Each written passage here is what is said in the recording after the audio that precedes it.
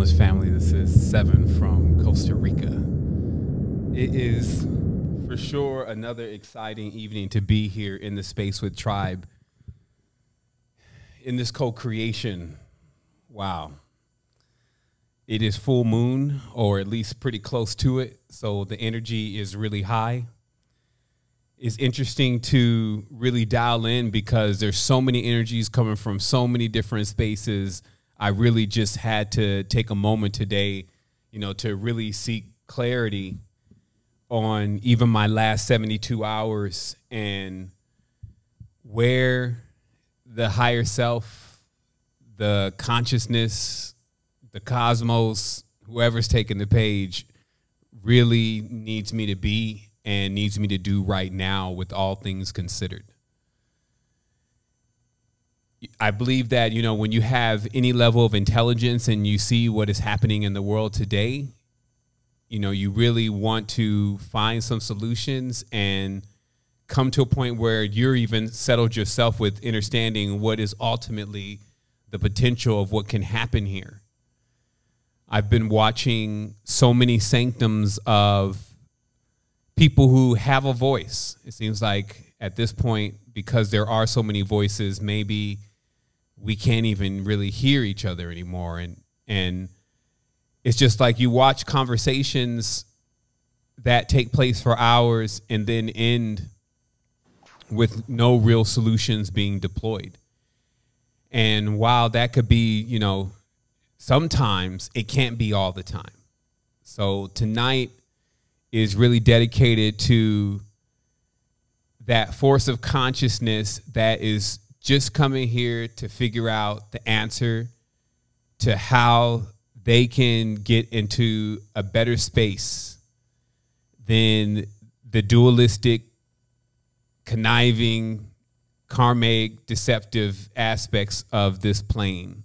And so I feel like that we owe it to the cosmos to do this at least once. In fact, I plan to launch another series here that is just going to be based on the Gitas in 2021, because I personally feel with the plethora of spiritual knowledge that is available, it does make, in many cases, a lot of these works look questionable, meaning that the knowledge to gaining not only a higher aspect of consciousness with yourself and real introspection with the Supreme, etc., has already been delivered to this planet.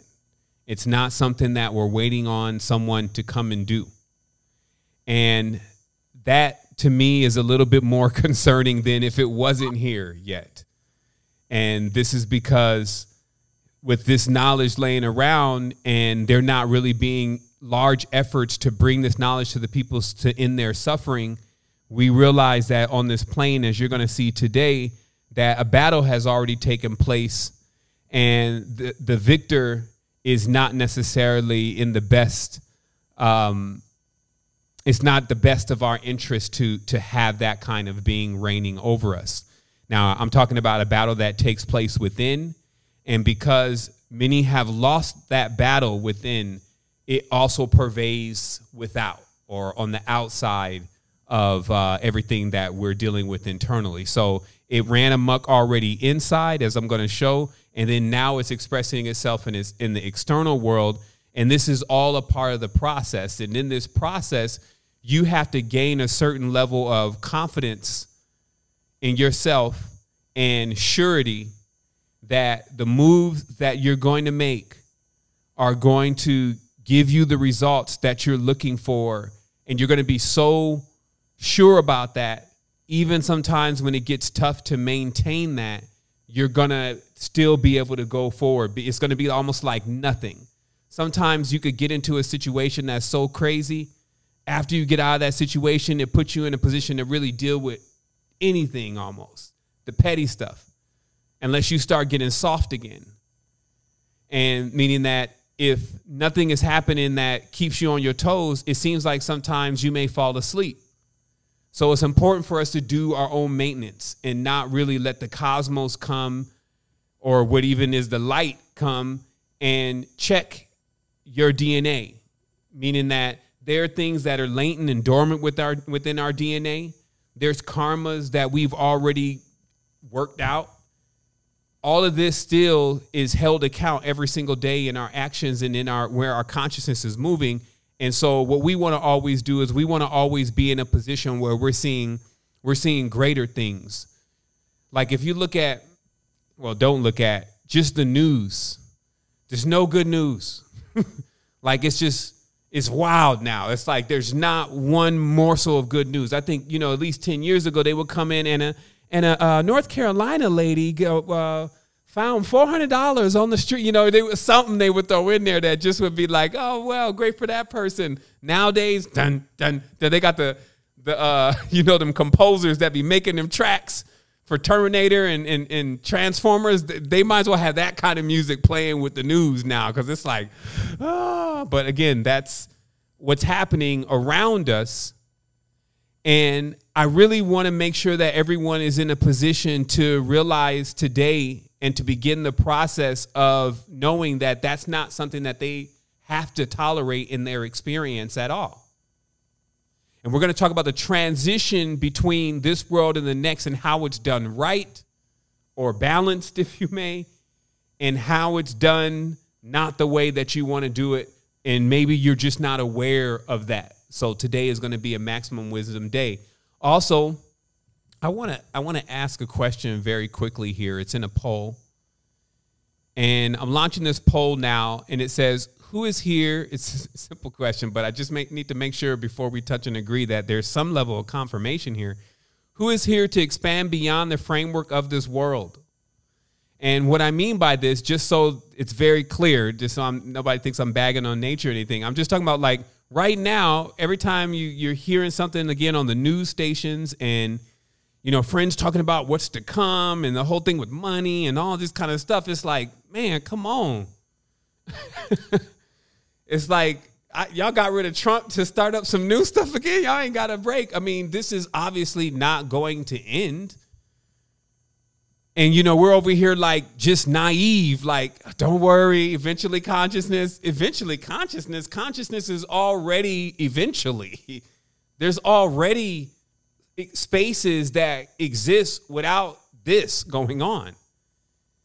And make no mistake, there's a plan to prepare you to enter into that space, but it's for sure going to need your assistance. It's going to need your agreements to be able to say, okay, I'm in agreement with this. I'm ready to expand. I got enough here. And so that's what we're going to be building into tonight. So it looks like that, we hit 100%. Actually, we hit over 100%. It blew out the framework. So it looks like that there shouldn't be, there's no no's. I'll say it that way. So we have 80% of the group today who has answered, is up to 83% now. And I'm assuming anybody else is just not able to get their fingers over to that vote button.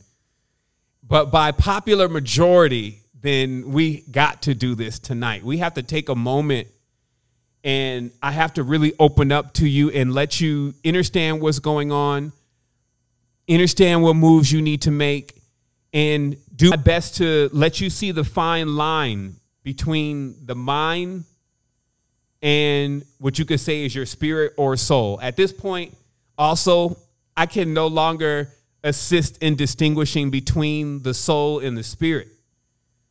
This has been somewhat of a contention point for me over the last 3 weeks, especially with vernacular and etymology. But at this stage, we're seeing that the unification between the spirit and the soul is so entwined, you can't even recognize one from the other. But it's clear that the spirit fuels itself from the mind and fuels itself from the memories and the actions of the body. So what we're talking about tonight is total union, the real thing happening inside of you. I also wanted to say there is a disclaimer on tonight's build. And this is just something I want to make sure that I get out before we even start. And that's, when you walk away from tonight, try not to let only your mind tell you, I know what he's talking about.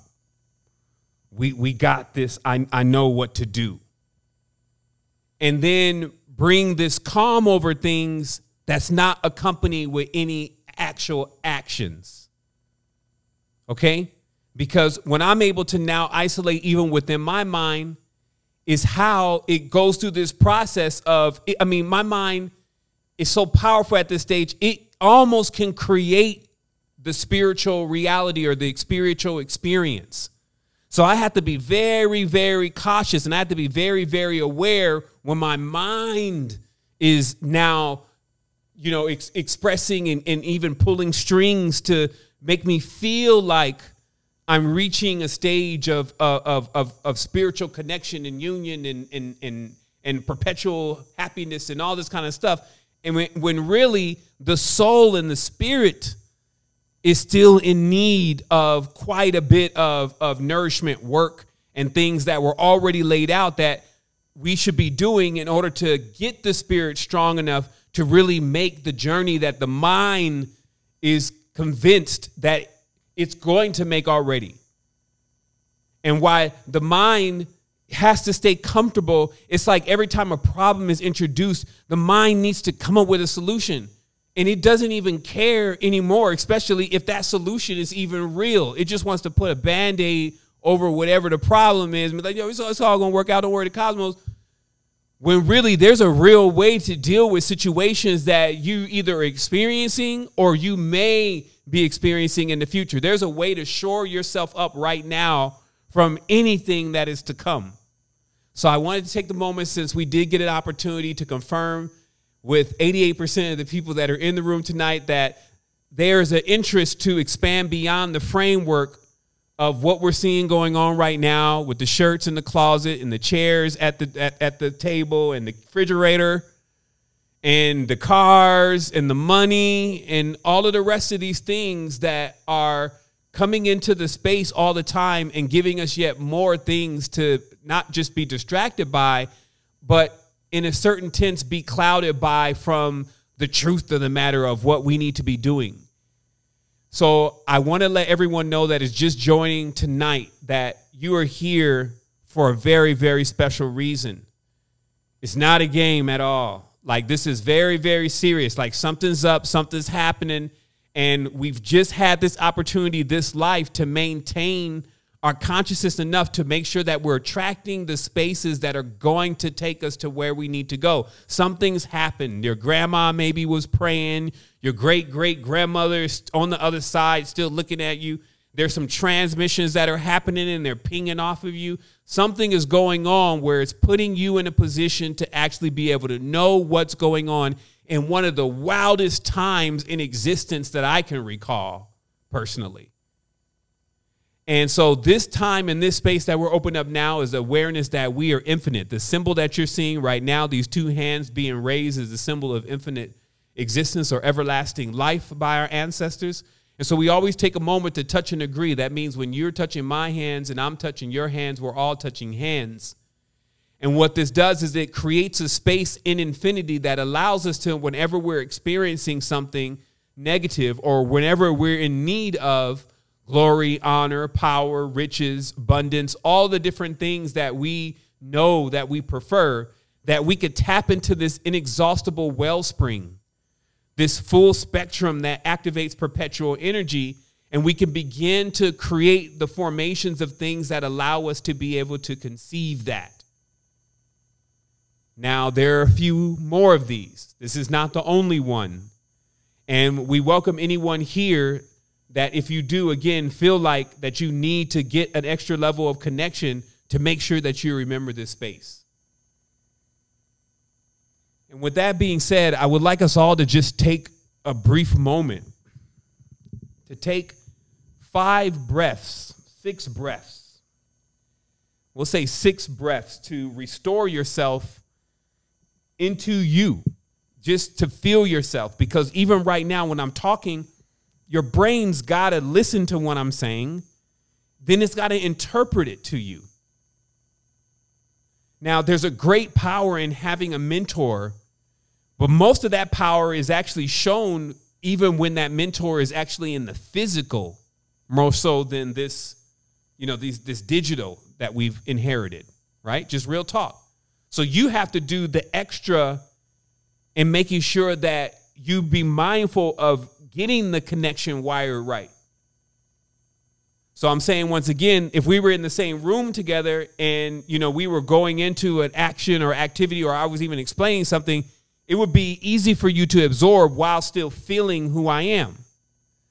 But because we are using this form of communication, it really does take some intention for a moment for you to say, okay, let me feel my body. Let me feel myself inside of my consciousness, not projecting through a screen or a TV that I'm looking at, but right here within myself. So that's what we're going to do right now. We're going to take these 5 breaths. We're going to take in 1 deep breath now, and you're going to hold it, and then you're going to let it go. And you're going to feel your body. You're going to take another deep breath and hold it, and then let it go.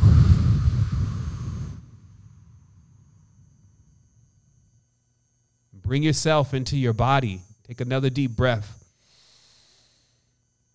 Hold, and then let it go.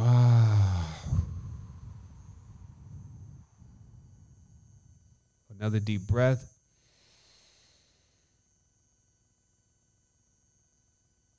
And let it go.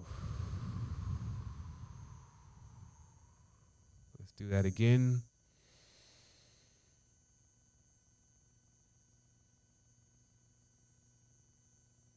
And let it go. So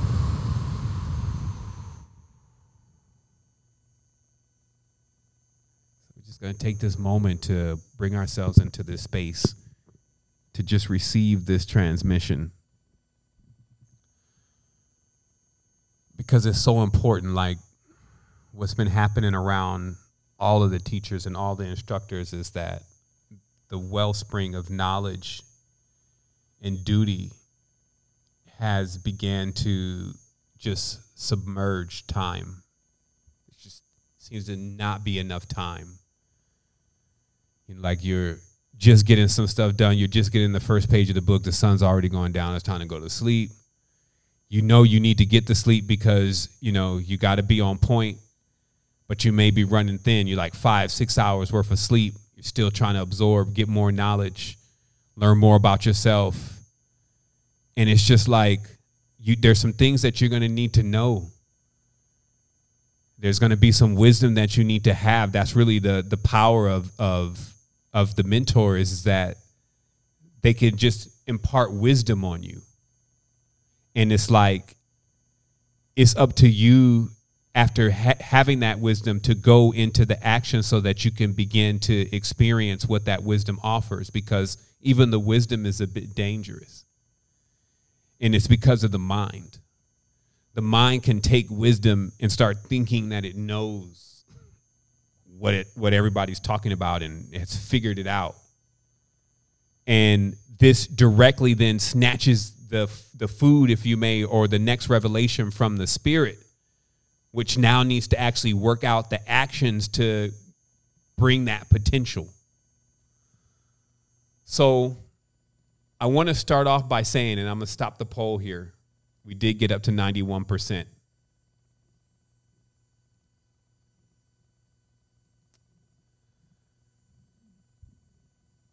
I want to first start off with, when I had reached this ascended stage, and I knew that it was time to come down again, that you had to come down. So when I went up, it was like I anticipated staying up indefinitely, and then I got the memo, I got the knowledge, I got the wisdom and the awareness that I had to actually go back down, that I needed to basically make another descent into what we would call the world or the prima materia, and go as low as possible.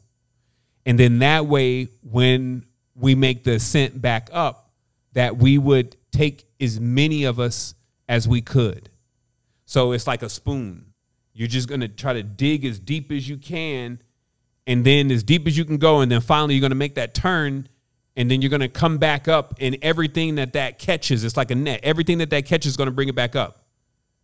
So this is also why a lot of us have been still concerned, again, about family members and other people that we know, and we're trying to get them awake, and we're submerging ourselves into rather interesting situations in order to get that message transmitted to them. As I explained in an earlier recording, I call that dredging. It's like when you see the big, machines that, they dig deep dredgers, and they pull up all of the sediments and everything that are down deep. So the descent really requires that you attempt to go as low as possible. But at the end of the day, you got to ask yourself, so how do I know when I've hit as low as I can go, or the bottom, basically, so I can start making my turnaround and go back up? So I got the answer to that question about 2 days ago when I jumped into a chat in the Clubhouse, and through a series of events, I was basically being talked to in a way that I haven't been talked to in a long time. And for me, it was a bit humiliating. The person never took a moment to know who I was. It was not like it even mattered, though, because for me, everybody is the same until you actually prove yourself to be different. Everything is the truth until I prove it a lie. I'm just really good at proving lies, meaning I'd start everybody off on the same frequency, the frequency that I'm on. And then I let their harmonics determine where we're going and how we're traveling. But there's always a respect. So I was not afforded that respect. I excused myself from that space, but I can't say that I wasn't vexed from the situation in some way, shape, or form. It was comical for me for a moment while the whole thing was taking place, because it felt like something was amiss. So I literally was like, well, let's let the process, run its course. But again, it wasn't something that was on my mind. So being in number 4, this is still not going to last but for a few more hours, meaning that 4s have this ability to, like, in a day and a half, it's pretty much over anyway. So I had almost reached my day and a half point, and it came up into my consciousness again, and I submitted it, if you may, to the query machine, the thing that I asked that gives answers to any question that I can present. Why did this happen? And they said, well, how do you feel? If you could come up with a word. And I said, really kind of humiliated. And it said, humiliated or humility? And then I got it. See, what's happening is that there's a way when we're external that we see things and we interpret those things. That would have been humiliated. But then there's another way internally where there's a pattern happening. And in that pattern, there's an initiation into something else. This is what I'm calling humility. And sure enough, I happened to run across a scripture from Fake Jesus talking about the humility and then the exaltation, right? Like there was like this point where there was a humiliation for the Christ consciousness. And then that sparked the next process of the exaltation, because oh, y'all on my audio today. Because then I realized, let me mute this audio real quick, 1 second. So then I realized that you muted yourself, brother. Oh shoot! All right, somebody needs to make me host then. Okay, so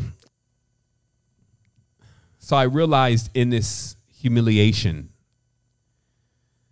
that there had to be a signal of where I hit the bottom to kind of let me know, hey, you, the one that's overachiever, this spoon, you've dug it as low as possible here on full moon, Leo. Now we got to go back up. And this time, I'm going to take you up a different route. Because the way you went up last time, that works.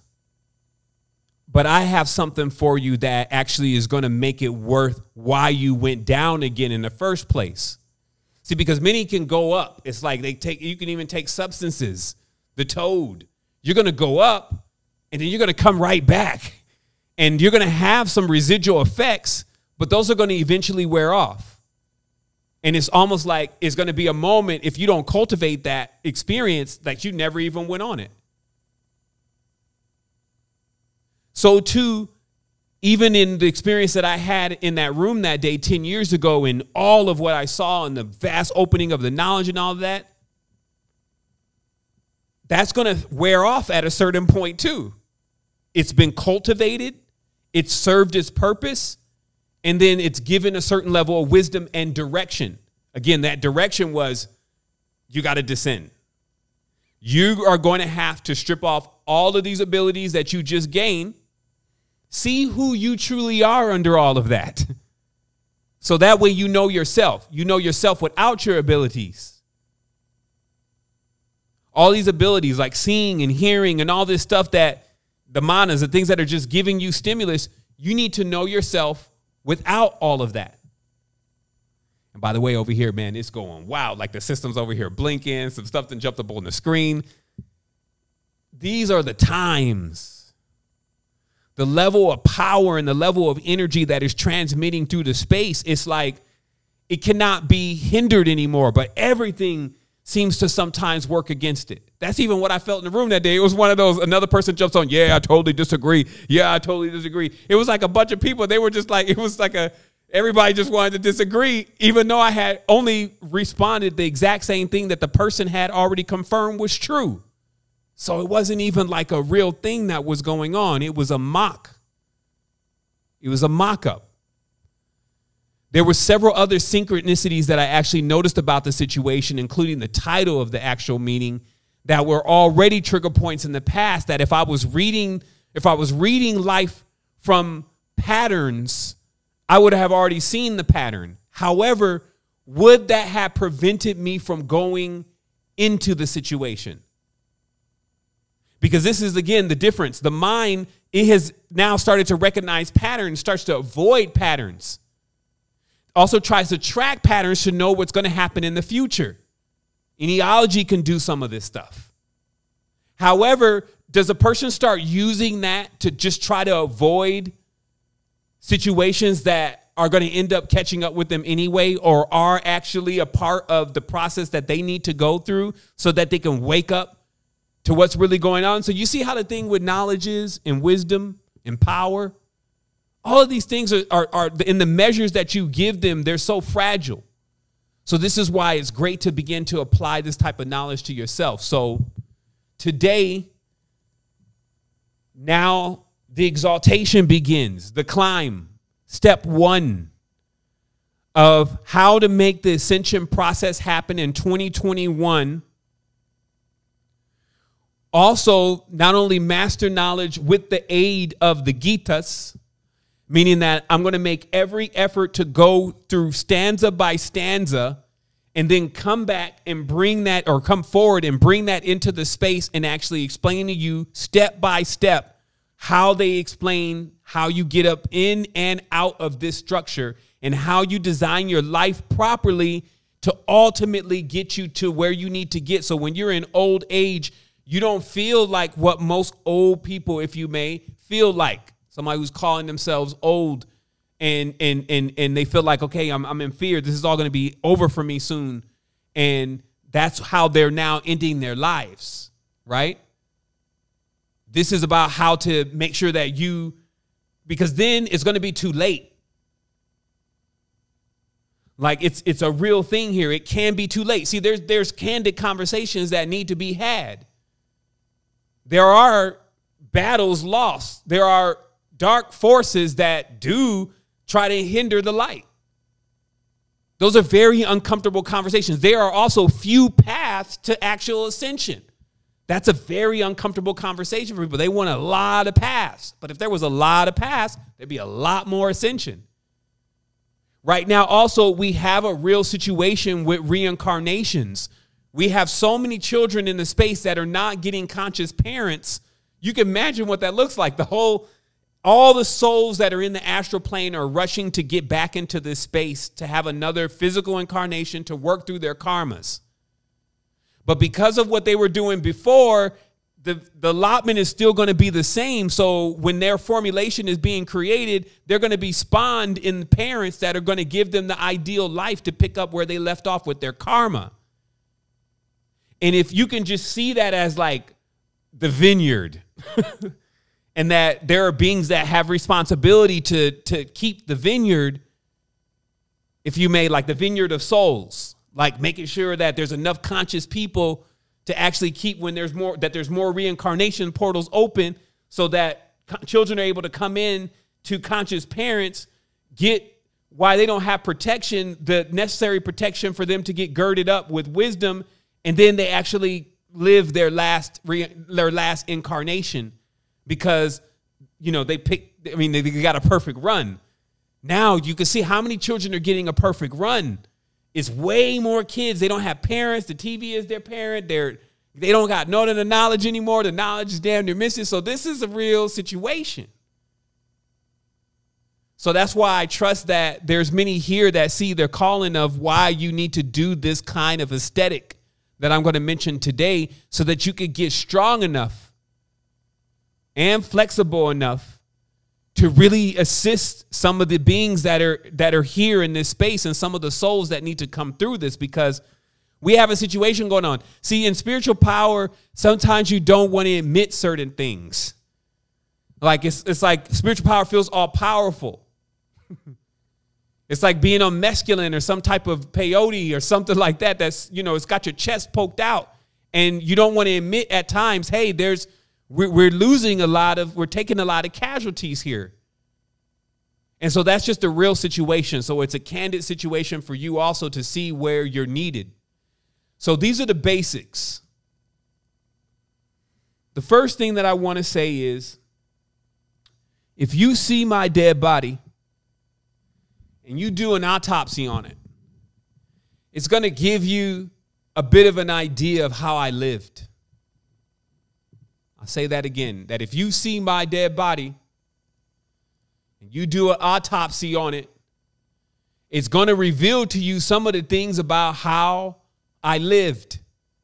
So too, when you see the dead body of nations, such as Babylon and even Egypt, you can then gather that this was a product of how it lived. So while there's always this, again, plausible deniability, you know, there's a lot of things into this that wants to tell us this was the perfect one, somebody else messed it up. The truth is, that's like you saying, I was great, and then somebody else messed it up for me. It doesn't make any sense. You're not taking responsibility. The condition of the nations of today is based on what was going on in those nations, what really happened there. And if you look closely, because this is repeating itself, you would imagine they were acting different back then, but it's the same thing. It just, you know, it may look different, but it's the same thing going on, the same vying for attention, the power hungry, the wealthy, the magicians, every single thing that we have going on in our world today with so many people here, it was the same context in the past, but even more potent. And so thus, through a series of events, many of those bodies fell. If you look at a nation like a body within itself, a whole, you know, being, and then when you see it fall or when you see it go into decay, that was because of the aesthetic that it was practicing. That was because of the ritual, if you may, and in this case, the yoga, the unity, if you may, that it was practicing. Because you will not see decay and you will not see failure in anything that is still abiding by the laws and the rules and the traditions. Or at least you'll see the ones last that still have remnants of that. And that's why when you look into India, they still have, or Persia, if you may, they still have remnants. A lot of remnants. They still, like, India is not in the condition that Kemet's in. Kemet didn't even, the people that lived in Kemet are not even there anymore. India is still standing almost, if you may. And this was because that there are different forms of yoga, and one of the most important forms, not to make one higher than the other, but a very important form is known as Raja Yoga, or known as royal yoga, because the word Raja means royal, right? And now if you could think of Ra and you could think of Ja, you can really already connect it there, that whole lineage, as I even said, of the Nagas and the Nagus, and all the way into the full spectrum of this, the Lemurians, and basically the masters passing the knowledge on. Make no mistake, just like it's right now, not everybody was seeking the knowledge. We get this idea that we had an entirely spiritual culture, but that's not what you see in children, even. Children are born with certain essences and certain personalities. And then that creates what they decide to do. And it seems like to do spirituality is even something that you have to groom yourself for. So what I'm saying is that you didn't have the entire nation following the spiritual path, but you always had masters that kept that fire alive, initiates, beings that had a direct connection, what they call them self-realized beings, that when you were ready, they could take you through the process. So that's how the knowledge went from Kemet all the way, which you would say is India and Sri Lanka or South India, because the masters left. It's just like anybody else who has any real wisdom. You can see how things are being run. And you can see the decay just through wisdom. You don't even got to go look in a crystal ball or anything. You could just see power-hungry Ramses, big statues of oneself. It's like you put a big giant statue of yourself in front of everybody. What are you really saying? If everybody's supposed to be going within. That's what I'm saying. This becomes uncomfortable, but it confirms itself. As you keep going through this, it'll confirm itself because of the life you're living now. Not so much as you got to go through history and then find that clue, and then now you found that clue, and then you're, okay, that must have been what happened. No, now. Don't imagine that you're living in anything different than what has always been going on, because Earth has a specific purpose. That's why we talked about tonight expanding beyond just the world structure, because this is going to keep going on here, because this is the design of this, and it has a purpose to do this. And just as this one exists, there's also spaces that don't have any of what you would call the drawbacks of what goes on in this space, because wisdom has been gained. So let's keep going with this. So I wanted to first make sure we all understand why immortality is facts. If the first man was a man, the first being was a man or a woman or any kind of physical body only, when it died, there would be no more. Okay, I just want you to realize this for one moment, to make sure that you don't ever have stuff playing with you, telling you that you're not going to live forever.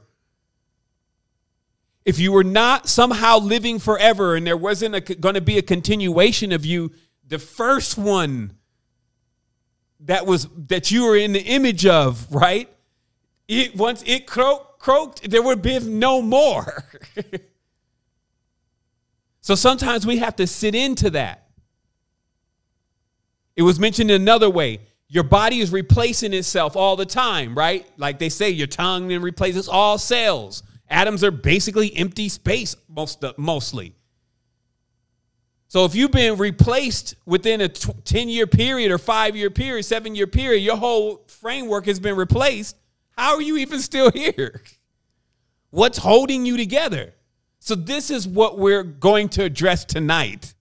What's holding everything together? So that way we can move beyond what's happening over here in the physical, because this stuff is going to keep getting wilder and wilder, because now they have an army of trolls. They've raised at least 2 to 3 generations of numbskulls. There's entire cultures and nations blown out. Their idea, they're just trying to get money right now. Get Wall Street and GameStop and Robinhood and scale up, and I need investors, and I'm trying to become a monopoly and blah, blah, blah. And it's like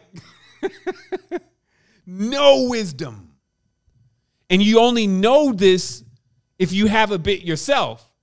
And then you can start doing numbers or and start realizing just where it's going to be the kill over point, because you already know, if they're not practicing wisdom, there's a real time limit here to how much one cannot practice wisdom at this scale, and there not be some repercussions, okay? And so what this is about shielding yourself from those repercussions that are going to happen and are already happening. They're just getting swept under the carpet. Right? Like everybody's waiting for it to be reported on the news. And like I know, 2 months later, there's a whole nother story. People pretty much forgot about Trump now. He just kind of exit stage left. And they've now fired off enough news in the first 2 weeks of January or after the 20th that it's out of sight, out of mind, because basically everybody's minds is in these news networks, right? So here we are. I wanted to make sure that why we brought that up, though, while you would still think that it's a small amount of people making the decisions for everyone, do not sell yourself that lie. It is the majority, because the majority is the one casting the votes. And that is why they want, you would think, you like, well, shit, if they're bullies and they're going to do it all what they want to do anyway, why the hell are they asking for a vote or like a permission? They just do what they want to do. It doesn't work like that. People have to agree. That's what creates the co-creation. It's a real thing. There's a binding, a pact. Like pledge allegiance to the flag, United States of America, to the republic. This is a republic? Shit. We're the Jedi. This U.S. was still a republic. They got two forms of government functioning right now, a republic and then an incorporated business that sits about 5 Mile Square in Washington called the United States of America. So there's United States and then the United States of America. Meanwhile, they got everybody else like, this doesn't matter to you. Let's just, here, buy this from Amazon. You see what I mean? You can't play around with this anymore. That's why we're having this conversation tonight, because I'm not going to be responsible for anybody that sat in front of me not getting the true wisdom about how to expand beyond this foolishness. Now, we learn how to deal with it because that is a part of the lesson. We learn how to flow in it, to make something of it. But let us not make any mistakes about how we still need to be working on ourselves to expand beyond it, and how you can make that make that connection in a very vivid way. So I wanted to just make sure it's clear. I have some notes here that the things that we're seeing going on in the reality are really being done by the collective, because the collective is agreeing. And now we have a large part of the world that has been living in. This is why they have treated China the way they've treated China. This is why they treated India the way they treated India, because these are the highest populations in the world. And so since they had already gone through their oppression while we were basically living it up, now they are sending a program to them that it's time for you to live it up. And living it up means buying Nikes. Living it up means creating more startups. Living it up means, and they give them a whole list of what they want in their projector, but they need agreements, souls, spirits, whatever we want to call them. They need that to actually create it with. Now, that seems also like a common sense anyway, since it's people that are building the structure, but it's to make sure that we're not being naive again, that these small group of people are running anything. It's just they've created a system to get everyone to just believe that that's what they have to do. And they've done that spiritually. They've done that in different arenas, financially, any arena that they feel really can get you, where it hurts. That's what they work with. Right? So let us realize then that every day you wake up and you have this new round of energy. Where did that energy come from? Where are you getting this energy from? Basically, in conclusion, to be straight, where are you getting this money from? Every day you wake up with some current, it's like you have a fresh round of current. Where are you getting it from? You may say your food. But technically, man, I'm sure you look at that chicken sandwich and you kind of realize at this point that there's no way the chicken sandwich can really run the body from a fuel level. You know what I mean? It's like you just put a chicken sandwich in the car and just started it up. It's like, how's the car running? Oh, chicken sandwiches, we good? No. That is not what's happening. The body is not running itself completely on vegetables and chicken sandwiches. It's pulling in light. It's eating light. Essence, gas, right? I mean, are we there? I mean, can we agree that I would not go any further if this is not clicking in you, that it should be obvious that this cheeseburger cannot feed a spirit. Now, even in the old times, they knew that there were things that were actually more wholesome for spirits. Right? So they talked about like how, you know, there's certain type of aesthetics that you can practice, like feeding animals. And that when you feed animals, that it somehow it blends over into your physical body getting nourished. Or when you basically help people that are being afflicted also by Shani or Saturn, then it actually reduces the amount of affliction that Shani or Saturn can have on you. So it's like a system of being able to cancel out frequencies based on like frequencies. So it's like you can really stack up Dharma as a wall against the karma of the worlds if you understand how to work your energy, right? And so just to come to the point here, though, you keep getting this energy allotment every single day. So where is it coming from? But I guess instead of digging into that, it's better to really look at how is it being spent. How is it being spent? Here's the deal. Suffering is also known in the ancient texts as working. The translation, it means to work. That basically working is suffering. And it turns out that all of the masters knew that this plane was called the plane of suffering or the plane of working. Okay? So this means that anybody that jumped in here expected to work. And the only real division that went on in this space was whether you were getting paid or not. I'm going to break this down to you in a very, very deep level. See, so you're getting this allowance every day, this energy, your fat, basically. Your allotment of fat. So just so you understand, fat is energy. This is why, of course, all fats burn down to oils. Oils you can light and, you know, you can have a candle. Remember the whaling, right? They would take the blubber from the whale and London lit itself for years on the flesh and the blubber of whales, right? They would bring them huge lard blocks and then they would burn that. And that's how, I mean, damn, just think about it. When you think about, man, this was not too long ago. They were the whaling industry. It was to collect the oil. So what is the oil? The fat is the energy.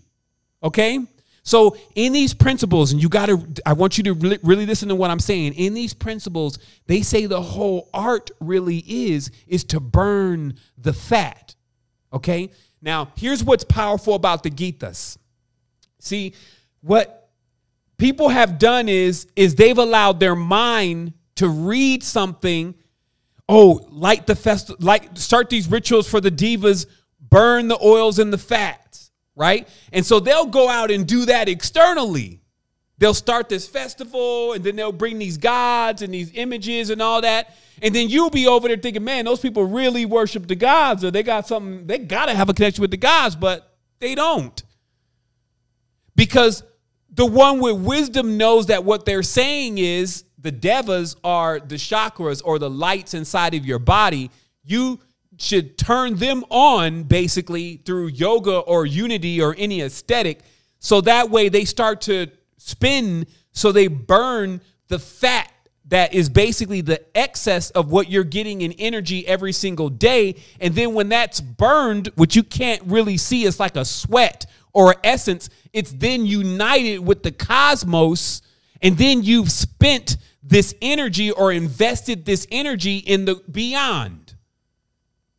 Okay, so let me get this to you again, because this everything that we're talking about right now and we will be talking about in the next few weeks hinges on your awareness of this. You're transmuting energy. You're here to transmute the energy. But when you're transmuting it into something like, let's say, for instance, let me give it to you the real way. Okay, so now let's talk about the opposite, because we learned through contrast. You've been working all day. This job is ridiculous. The boss has lost their damn mind. Always telling you what to do. You're working harder than everybody else, right? Building this company or helping them do what they need to do. You come home after a week or 2 weeks, they give you this check. Okay? Now you've worked. You've suffered. But what can that check really do for your spiritual condition? What has that really done for your soul is what I'm saying. So see, that's how you can get paid for your energy, but it's not really going to add up to anything. Versus if you use at least 25 or 30% of this energy that you're getting each day to burn off the fat, or basically use the energy to do something that is going to be transmuted into wealth for you. Either way, you're going to work, but now you're getting paid. And that payment is already, it's already deposited into the soul. Okay? I want you to realize what would be happening when one starts practicing these type of aesthetics and goes through with this. Yoga means unity. It's not just the physical part of yoga. This is why you could see folks doing the physical yoga. I mean, they could put their foot, I won't say in their ass, but damn near. But then they still, it's just like they're practicing yoga. It's like the whole rest of it doesn't come along with it. It's because yoga is not just the physical practice, even though the physical practice is extremely instrumental in the whole thing and how it all connects. But what it really is connecting it all. And we've talked about before, so what would we need to connect then? That's what would be my next question. What's separate? Well, the mind seems to like doing things that the body is going to suffer for. The soul seems to be omitted from things that the mind wants to think about. So it's just like these three powers that you have at minimum are not in union. Wow, it's actually raining out here right now. That's incredible, because it's been really, really hot, and there's been no rain because we're going into that season. But just to see it rain, we give thanks, and I just wanted to take the time for that. So what I'm saying here, then, let me just give this to you as a friend.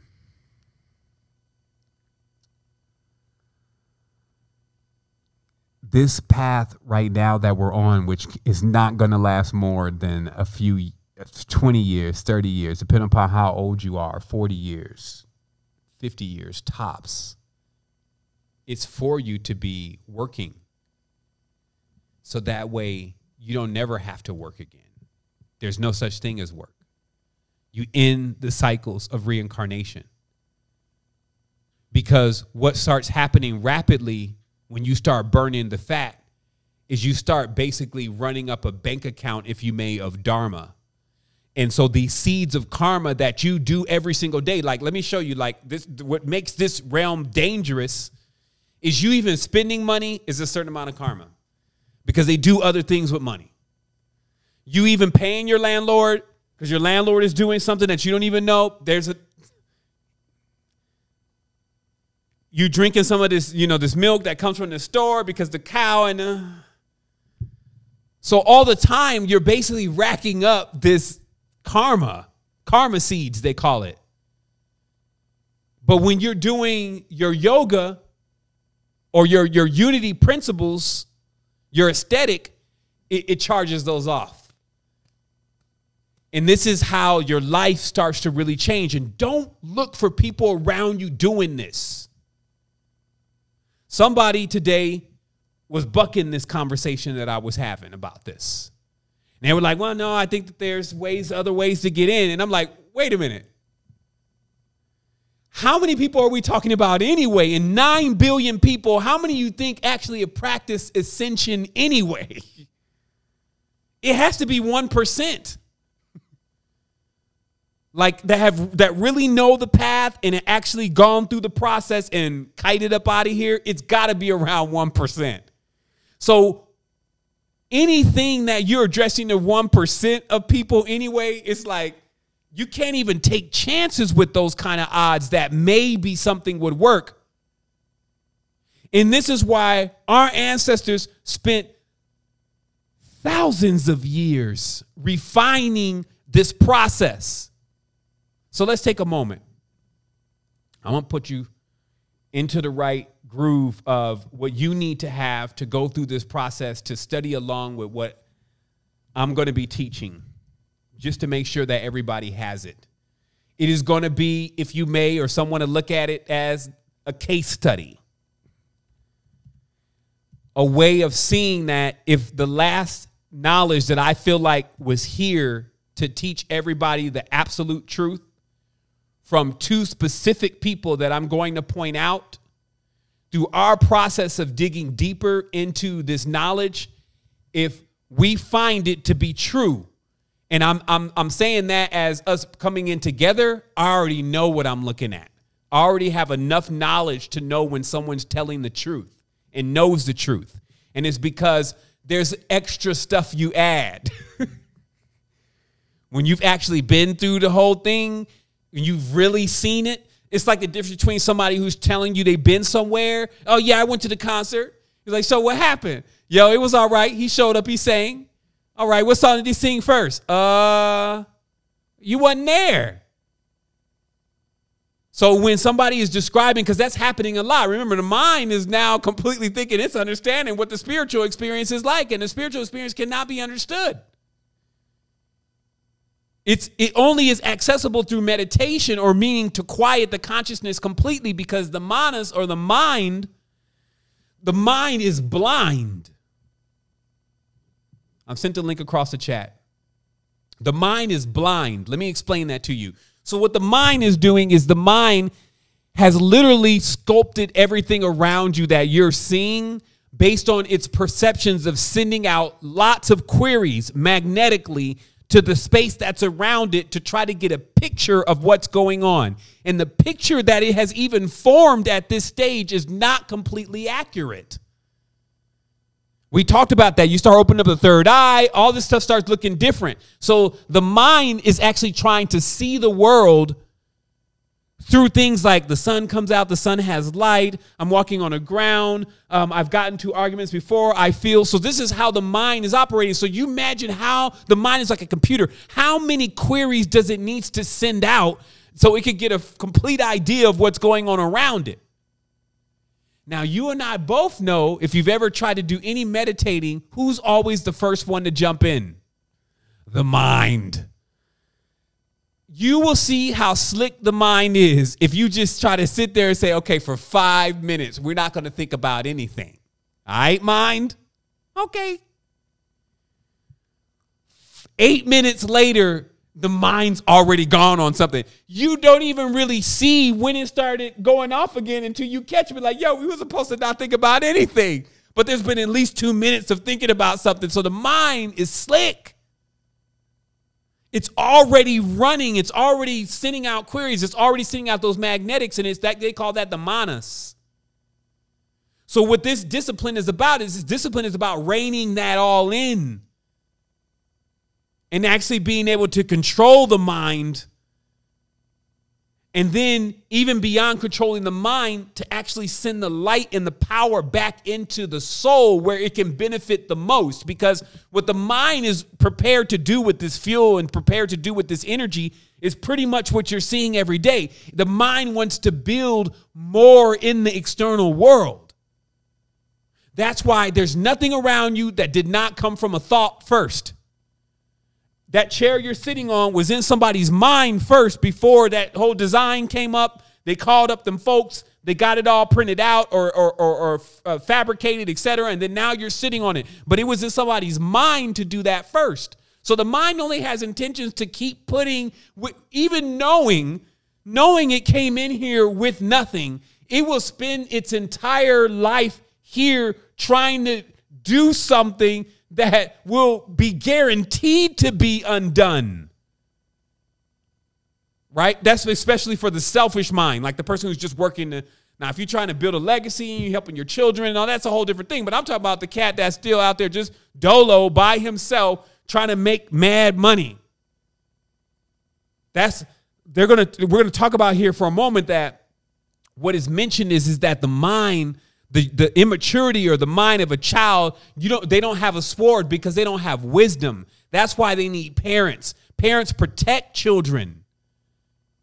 Because even that whole thing, they show you the battle that goes on in a child's mind. That whole thing with the child either having to study or go play, that's their first battle. That's the simplicity of the battle right there. And kids start with it. And if you can ask them which one they would rather do, very few kids, almost 1% will say, I'm going to study, mommy. So this is how we'll be able to keep every step by step. That way you're not believing in somebody. What the thing is that when these masters came, they could care less if you believed in them. In fact, they did not want you to believe in them because that leads you astray. Why are you believing in me? That's why they would do things. Like I said, they would burp, they would fart, and this kind of thing in the build. And, this kind of thing would be foreign right now. You're like, oh, Joe Dispenza, and he just rips off one. You're like, foul beast. You know what I mean? It's just like you thinking of him so high, but the yogis would do that on you all the time. They're like, man, you trust me. You don't want to get stuck on me, and I don't want you to get stuck on me because not only then it's messing up totally what I'm here trying to do for you. Also, this is the antithesis to what I'm trying to do. So I'm going to show you something. For those who are still trying to figure out, like, so where is this coming from? Like, who was putting in the work? Just to set the record straight here. So most of what you're seeing in, let's say, the quote unquote conscious community, especially when it comes from any kind of awareness of metaphysical principles, any kind of awareness of the passageway into India and the knowledge in which they taught there, anything that had to do with the yoga and the applications of different yogas such as Kriya Yoga, anything that had to do with initiating the Western culture and the European cultures into anything about the Eastern teachings, predominantly wholeheartedly came from two people. One of those people is the man that you're looking at right here, Sri Yukteswar, right? There are many that have read his books. There are many brothers that have read his books and come back and be like, yo, he's on a whole nother level. He said he was sitting in the deep meditation already with the power, which was inherent. You inherited the power back in the day. And in this, clearly being able to see the future, clearly being able to see all that, that's just part of the siddhis. Once you get the siddhas, you could do all sorts of stuff. That's what we saw yesterday about the lokas. Like the moment you reach intelligence level, or what they're called the intelligences, you can get back into any of the physical planes and you can communicate with the gods. Now I'm going to, or actually the beings beyond the gods and the devas, etc. So there was an open line of communication once you've reached a certain stage. Now I'm bringing all this up for a reason. And it's because Yukteswar was saying that he was sitting there basically in the meditation and he realized that he needed to get to the Europeans ASAP. The mission needed to be carried on. This is almost 100 years ago. This is a 1935. From looking into the future, and of course, from what he taught was what Steve Jobs absorbed, the Beatles absorbed. So all of the initiations, because see, Madame Blavatsky and Kuthumi and all that they already knew that even what was his name? Krishnamurti. they already knew that they were the frauds, basically. Even Krishnamurti went on his deathbed saying, hey, you know what? I was played by these Theosophical Society people. They wanted me to basically be Krishna in front of everybody and lead everyone into this worship because they were trying to get the crowd in the Western Hemisphere. Versus Yukteswar and his disciple, Yogananda, were saying like, okay, listen, we have this mission, and this mission is to basically to take on to carry the knowledge of enlightenment into this new age. And we're going to do that by writing these books. Now, Yukteswar wrote some books.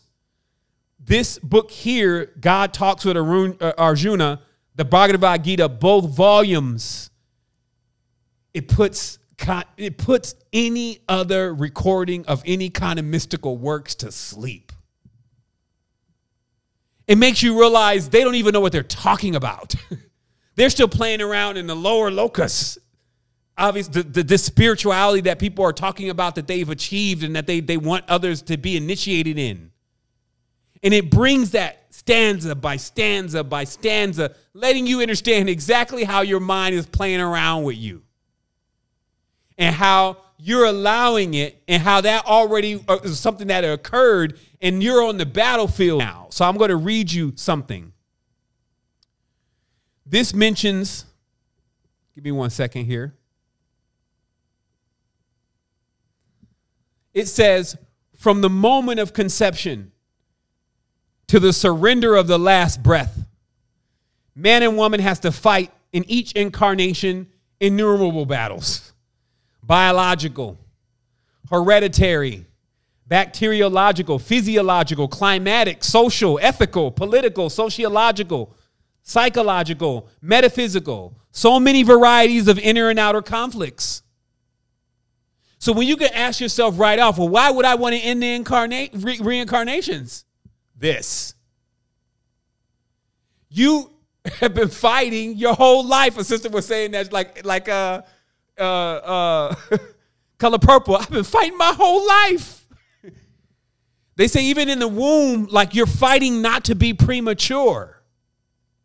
You're fighting even the frequencies that you're being, that your mother, the environment that she's in right then. You're fighting the food that she's giving you or the environment that she may be in and the food that she's giving you. So your whole thing is about survival. You just finished fighting thousands of other souls trying to get into an incarnation. That's symbolic to the man semen with all of the semen running, but only one semen able to enter the womb. So I would love to tell you that this was the place that there was going to be no more fighting at, but that's not the truth.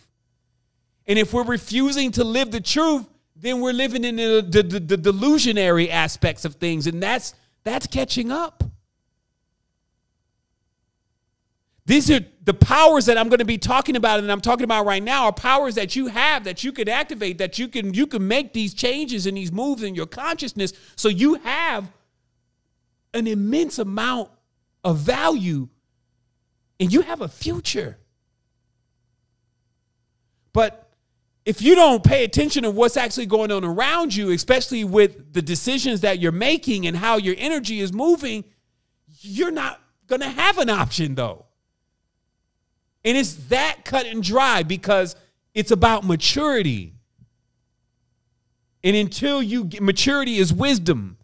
That's why they say, okay, so maturity. Maturity means it's getting older, right? Like I say, you know, the beef jerky is matured. So the beef jerky is old, right? The wine has matured.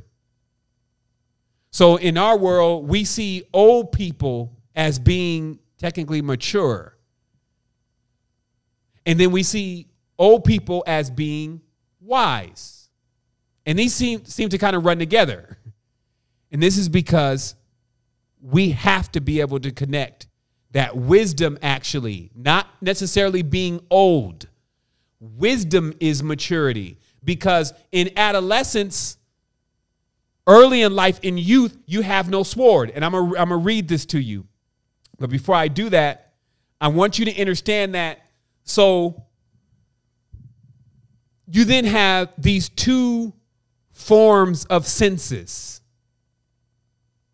You have one sense that it senses the external reality, and it takes up a lot of fuel to project and to actually create and to move around things in the external. It uses up a lot of fuel to do this.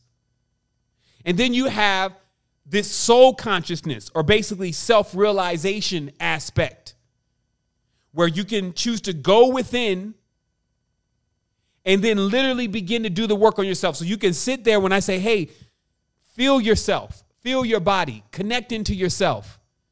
This is where you're able to sit there for a moment, shut everything else off with the mind, and then start breathing, and then immediately feel yourself in the body and in your heart space, feeling just the energy. So there's these cultivation practices that you can do with yourself, and this is going to be a benefit to you. But it's not just going to be a benefit to you for what you feel like on the physical plane. It's going to be a benefit to you for what's happening on the spiritual plane. And you can then imagine that if you only did the external things, since they have no value on the spiritual plane, that was the sign of that you didn't kind of come in here with your wallet and your car and your bank account. You didn't come in here with any of that. So when you're leaving up out of here, anything that was associated with that doesn't really make a difference. The only thing that you can really do is to try to get what you created in the external world to serve your spiritual growth. Do you see your strategy? Like when you're thinking you got a whole list of things you want to become in life, start Xing off those things that are not going to benefit your spiritual life. Because if you can also make your external reality build up Dharma, and what you're doing in the external, build up Dharma for your spirit, you got a win-win situation. So here we go.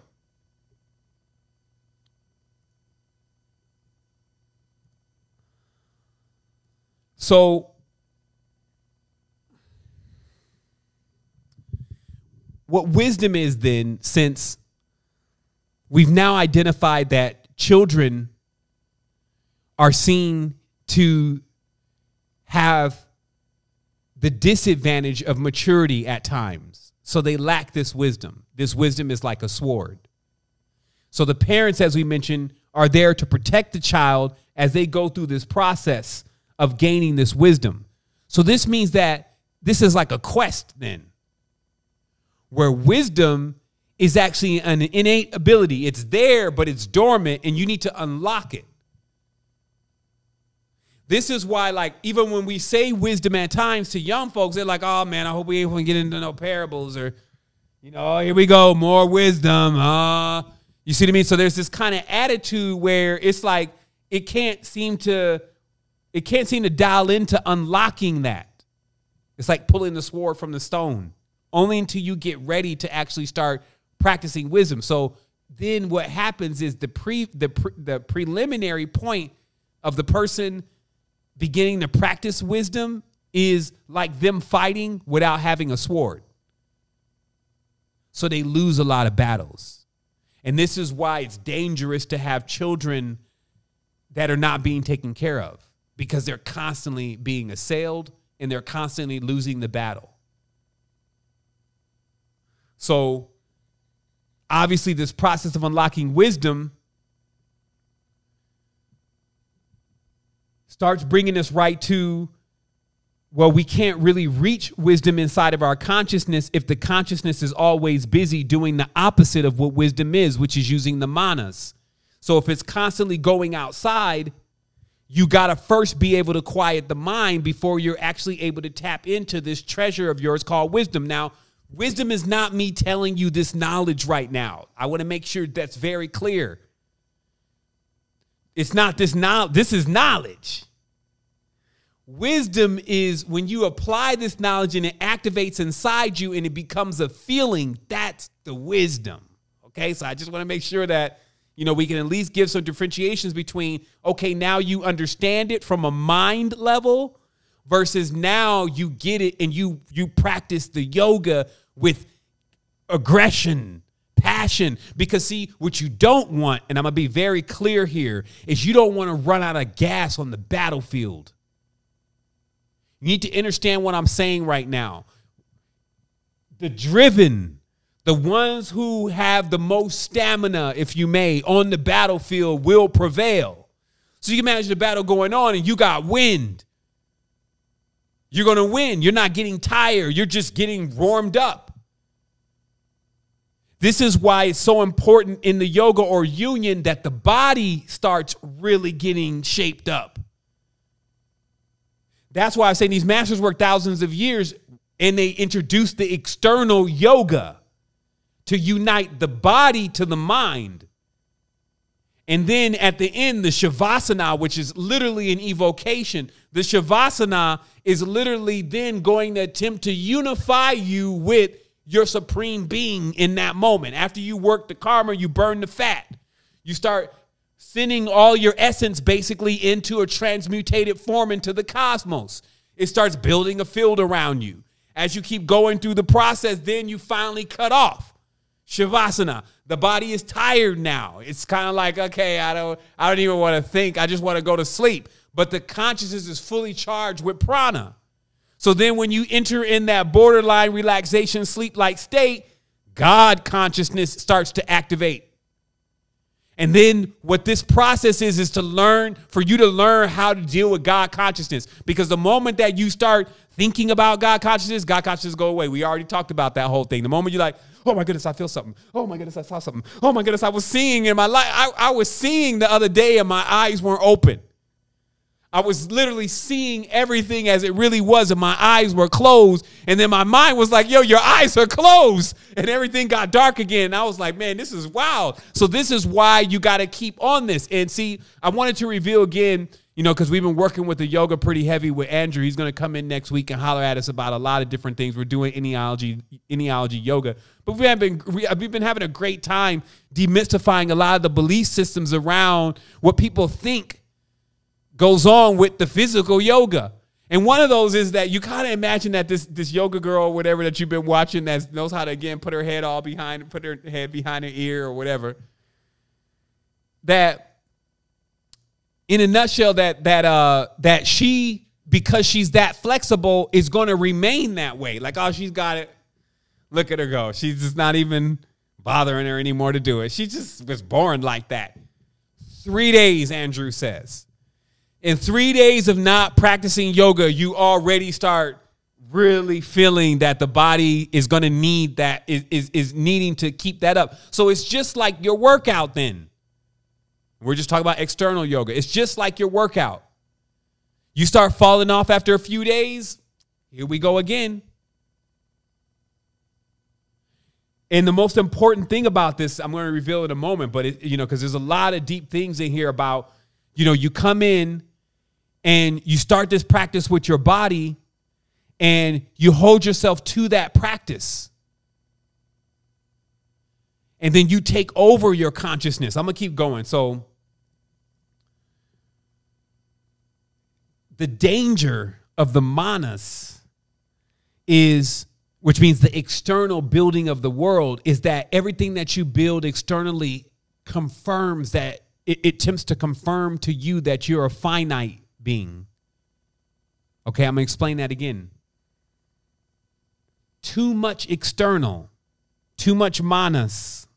Hey, what do we got going on? What am I doing tomorrow? And everything like, just external, like the mind trying to see everything. It starts to make the consciousness like a creature that feels like it's finite because it's constantly witnessing like something breaking, something not working, the arguments, the quarrels, the things that you build, and it gets torn down. So this, because you are storing up literally who you are in these external objects and they're breaking. So this kind of reconfirms in a weird subconscious way that you can be broke, right? But when you are feeding into the internal, I want to explain how that works out in the ancient scriptures and all the way up to the modern. They call it worshiping the devas, okay? Now, you know how I feel about worship, especially bowing down to anything external. And I'm going to explain to you exactly how, once again, that whole external perception of things has done it again. Totally ruined it for everyone. Totally didn't let everyone understand what was really meant to worship the devas. You have to look at the history. The devas were light. More specifically, the chakras.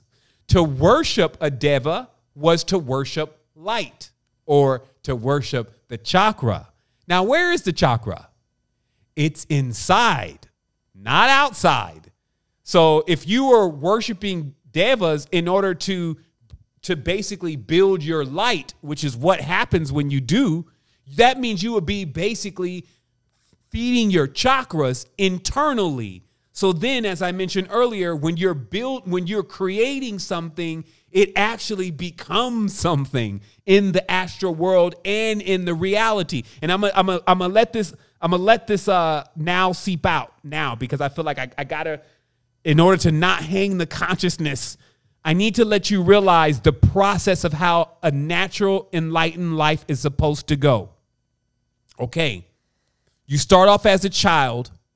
If you have conscious parents, they protect you, and then they show you. You generally you're going to have that same process anyway. You're going to have to walk all the path all the way up, back down, and then on to the beyond again. And in that process, you're going to find your uniqueness. You're going to practice your aesthetic, and then you're going to be ready to move on. Okay, so that was like if you had good parents. Now, those times seem to be kind of like a little short. So if you had wild parents that weren't practicing any of these properties, that means you were going to be born without the sword. You weren't going to get much protection from the things that can assail you. And then you were going to actually be living defeated with King Ego, while King Soul would be tucked into the coccyx of your spine because King Soul has been dethroned. Now, very specifically, King Soul is in the Adumla Oblongata. It's the iStock photo. But anyway, it shows you again very specifically that there is a being sitting there. We've done this with superior brachium, but it's actually this area that is referred to directly. And when you look at this stock photo, I can't believe it's not here now, and it's on my iPad, and I guess the iPad didn't bring it over in the cloud. If you don't see a person sitting there in the stock photo, you're blind. And it brings, once again, a reference towards that while the center of the body, again, as we talked about in the navel, is a very powerful energy center for union, it still appears that the consciousness naturally rests within this region in the brain like it's sitting on a throne. And on that throne, that it's there because if it's not there, in this case we'll say King Soul is not there, King Ego will go and reside in that place. And of course, this is I guess maybe we should show the superior brachium here just so everyone gets a idea of this. I thought that it would be easy for me to find that image because it was like the first thing in the query this morning. But we talked about this before.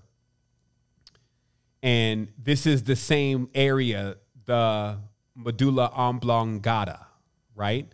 And we talked about how in that part of the body, there appears to be a being suspended on what we know as the cross, because this is where the two hemispheres of the brain are. And that sitting right in the forehead of this being is also, as a reference here, the pineal gland, right? So let me see this here. Okay, I guess it's only showing that part. So you could see it a little bit on that right side. It says PE. It says PE, and that right there, of course, is the pineal gland. So it's basically that the real form of our consciousness, and also that this area is about 1 inch. This is another thing. This lays more to what I was saying about that your general size is actually pretty small. And you can imagine them where all of these stories are coming from about you, like, you know, being battling spiders and all this kind of stuff. Because at one, if what we're hearing about the locusts, they say that basically when you reach a level of intelligences, you can then project yourself into other worlds and other spaces.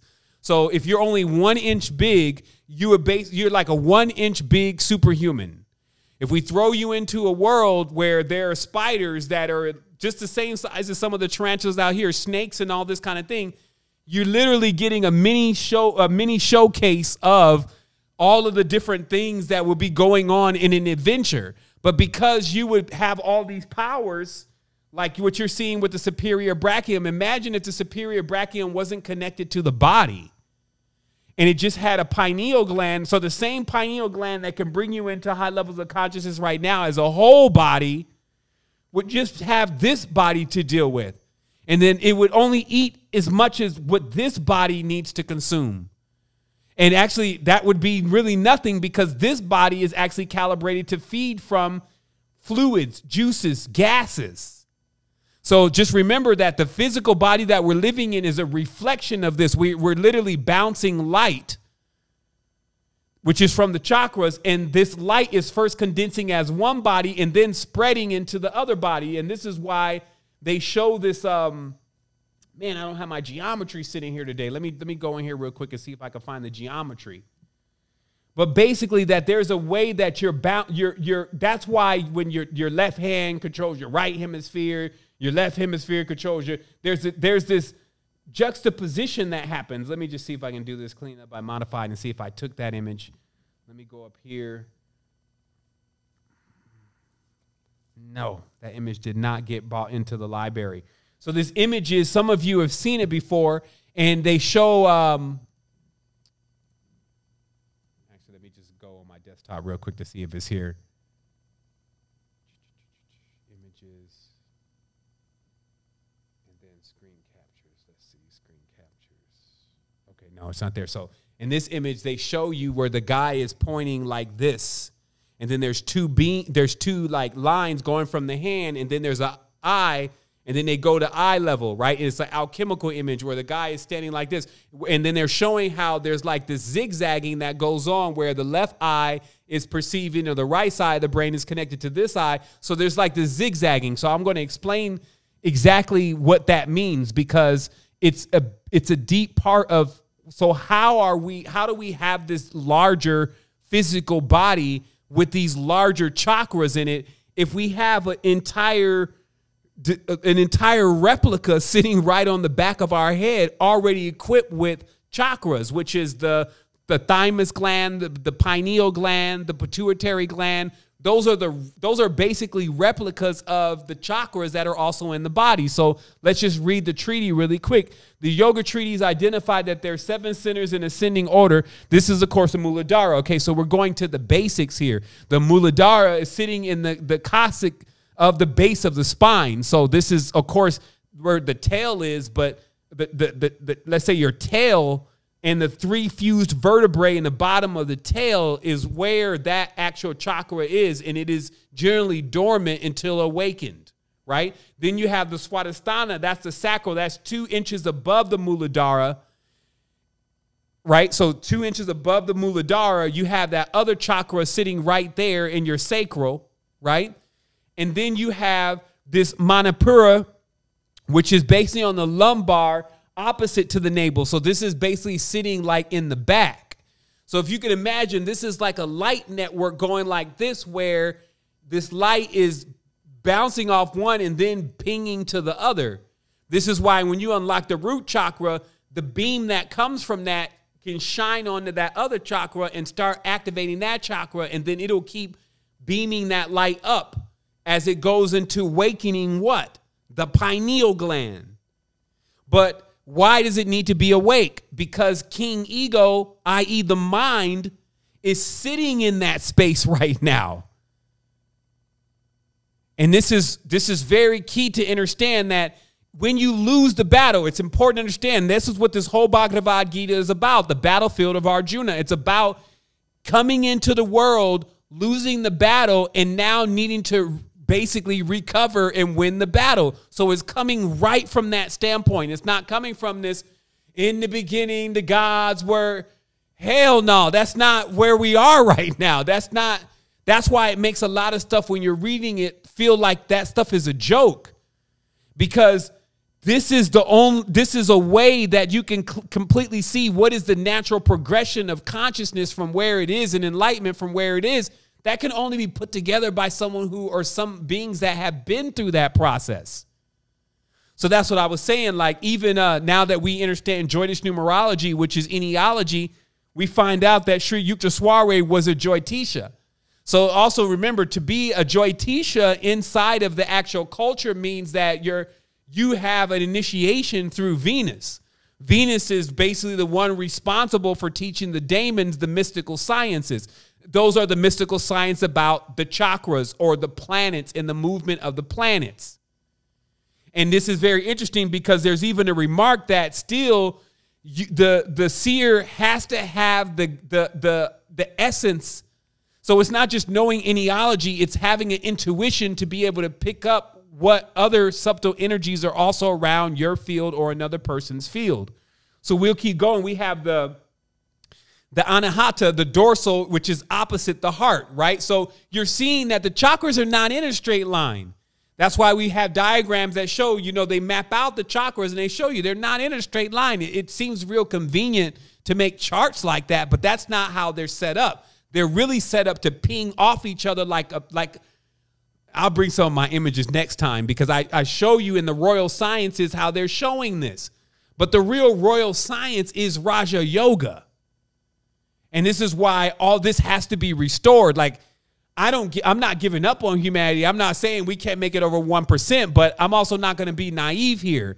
If we're going to take this out of a tailspin, somebody's got to dedicate their life to this. Honestly, that's really why I'm here. I'm not here talking to everybody, imagining that everybody's going to be able to practice this aesthetic. It only takes a few beings that decide that they're just going to do this with their life. This is why this is so important, because it's becoming to a point where nobody knows what they want to do to get the biggest result. Because everybody else is like, well, just go to Instagram and post a picture up. And it's like, if you want to get the biggest results in your existence, period, irrefutable, this has already been tested. Masters have already done this. It's already been available, and everybody has still been in this modern spiritual world just stealing from this and not even doing a good job. They're not even explaining the whole thing, especially in a way that we can really start comprehending this in 2021. So let's finish this. So we have the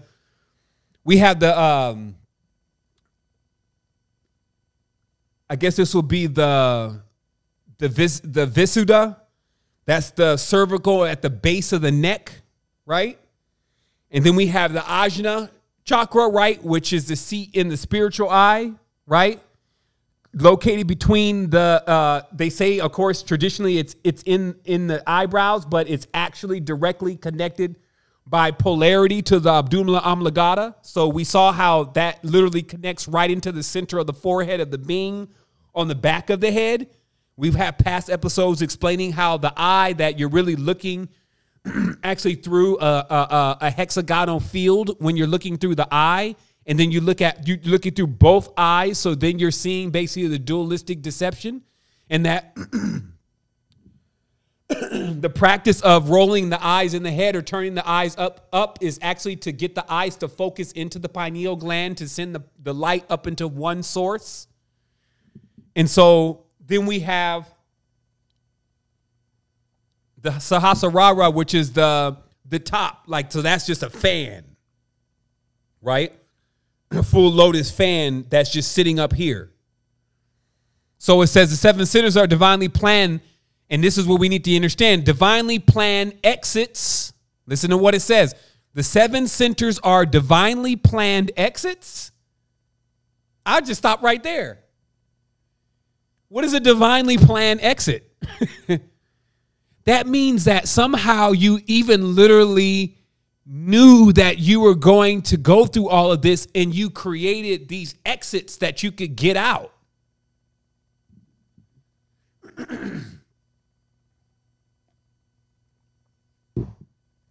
That's why I'm saying this thing is dense with knowledge. These are excerpts that I'm just pulling right from the Gitas. And you can blow right by that. The 7 centers are divinely planned exits. And you could just keep going and be like, whoa, wait a minute. What is a divinely planned exit? By that definition, that means that you had planned this some other space and time and left yourself doors inside of your body to be able to get out. But it goes on. Or trap doors through which the soul has descended into the body and through which it must reascend by a process of meditation. So this thing about trap doors is really like, okay, now you're in it. How do you get out? Okay, now you're in Wonderland, Alice. How the hell do we get out? Where did you come in here at? Oh my goodness, it's all looking the same. Why is the Cheshire Cat grinning at me? Where's the queen? You get to be in this wonderland because like you can't see where the doors are that you got in here on. So remember, the more the manas, which are like horses, draw you out into the external planes and take you further and further into the battlefield, the less you're going to be aware of where you came in, especially if you get knocked off. Right? And then what we're saying is that unless you have parents that were really, really on their dean, you already been knocked off. That's just for you to determine. This is about how to get back up and how to actually gain stamina, get on the battlefield, and destroy King Ego, which has a specific name. And that name, I'll actually build on that because not now, but in our next build, how still in the Sanskrit, man, it'd be like an etymologist's dream in Sanskrit. Because every single part of the word really tells you what you're dealing with and how. So instead of you looking at this like a physical person, it actually breaks it down to let you see the traits that actually create this kind of energy. And then it just clicks even more, right? So let me go with another one here. All of the astral, cerebral, spinal plexuses in their natural state of spiritual, reflecting the diverse aspects of the divine intelligence and vibratory power of the superconscious of the soul. But when the energies of these centers are drawn outward under the influence of the senses and their connection with the soul's pure discriminatory faculty is diminished, their expression becomes proportionately perverted. What I'm talking about here, or what's being referred to here, is even when you go on an ayahuasca journey or you go on a DMT journey, because you haven't actually calibrated your consciousness and your body and your soul to deal with all of what you're realizing, at a certain point, your senses, the manas, start to influence the journey and then begin to pervert the experience by like trying to gain emotional or visual stimulus. What are we seeing? What is that over there? This is also why I said before, generally, while ayahuasca is great and the medicines are great, those are not really what change people, though. It's people that change people. People can take this stuff and totally end up the same way they are, or darker, if you may, like just more distorted. And this is because what will happen is that they'll come under they'll take it external. They'll use the power externally, and then external senses will still kick in. So this basically means until you learn how to really fortify your consciousness, really, and you take that on as your own responsibility, you cannot use certain things to their full benefit anyway. And then when you do actually build it the proper way, you don't even need that stuff. Because here's the thing. If you can get there with the thing, but you can't get there without it, what does that tell you?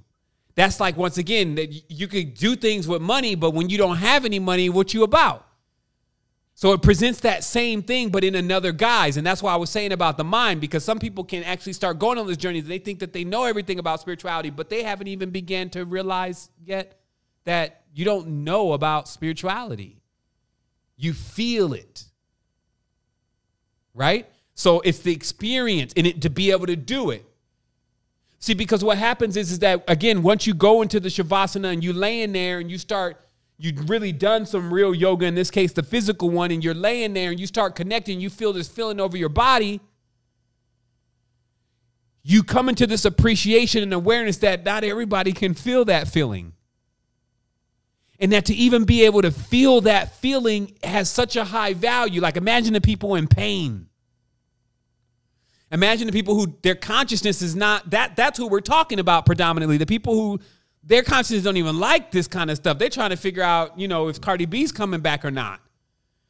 And so that kind of mindset is nowhere near prepared for this. And you need to realize that while your friends are conscious and you have a lot of conscious people on your Facebook and Instagram, and that's making up a nucleus around you, by far, 95% of the beings on the planet have not necessarily reached any stage of awareness like this. So it already makes it something that one has to really, really focus on and really pay attention to in order to be able to achieve. Give me one quick second here. Oh, great. The picture's here. Okay. So this one was from Dreams Time, right? So they've drawn up the medulla oblongata, right? And look at the person sitting here. I know the person that must have been mocking this up, because this is the real one, right? So this is the model that they have to go off of. And so this person was like, yo, I just can't help but to draw this face and these. So I just wanted to be very clear again that you have to kind of be blind really not to see what's going on, but the mind is blind. So it doesn't see what's going on. This is exactly why, you know, folks, we could carry on and carry on. Like we could have this knowledge and we could know that we could get to the next stage with this and still not do it. This is what I'm most concerned about right now with all of us, because the longer that we're in this crazy box, right, with all this stupidity going on, they want to keep something going on, disturbance all the time. They want to bring this stuff around on full moon. They want to just keep your cage rattled, and it's just keeping your mind constantly trying to feel the future and feel what's going to happen. And then in that craze, you're not putting any attention and time into the spirit. And then this is the crescendo right here that I got to explain. We talked about, so if you don't have the great parents, you go through your life, the knowledge really never makes it to your doorstep. You get older and older. We have this idea also that as long as I'm healthy, when I get older, that's fine. As long as I'm healthy. But what we have to really push ourselves to is making sure that we can keep growing our spirit. Because as you're growing your spirit, see your body, and this is the natural process. That's why you see these yogis, they're getting old, they die. However, they're already being liberated as they're getting older, because see, this is what happens. So the body starts getting more frail, but the spirit is fully developed. Okay? And every time the body goes to sleep, the spirit is easy for it to fly off. So the person that is working with these principles of building their spirit already start experiencing afterlife as their body is starting to get further and further into the process of just getting ready to transmute. So they said that with Yukta Soiree, this is something that Andrew told me today, that when he departed from the space, which he told him he was about to do, which he told him, hey, I'm on my way out, the body never decayed.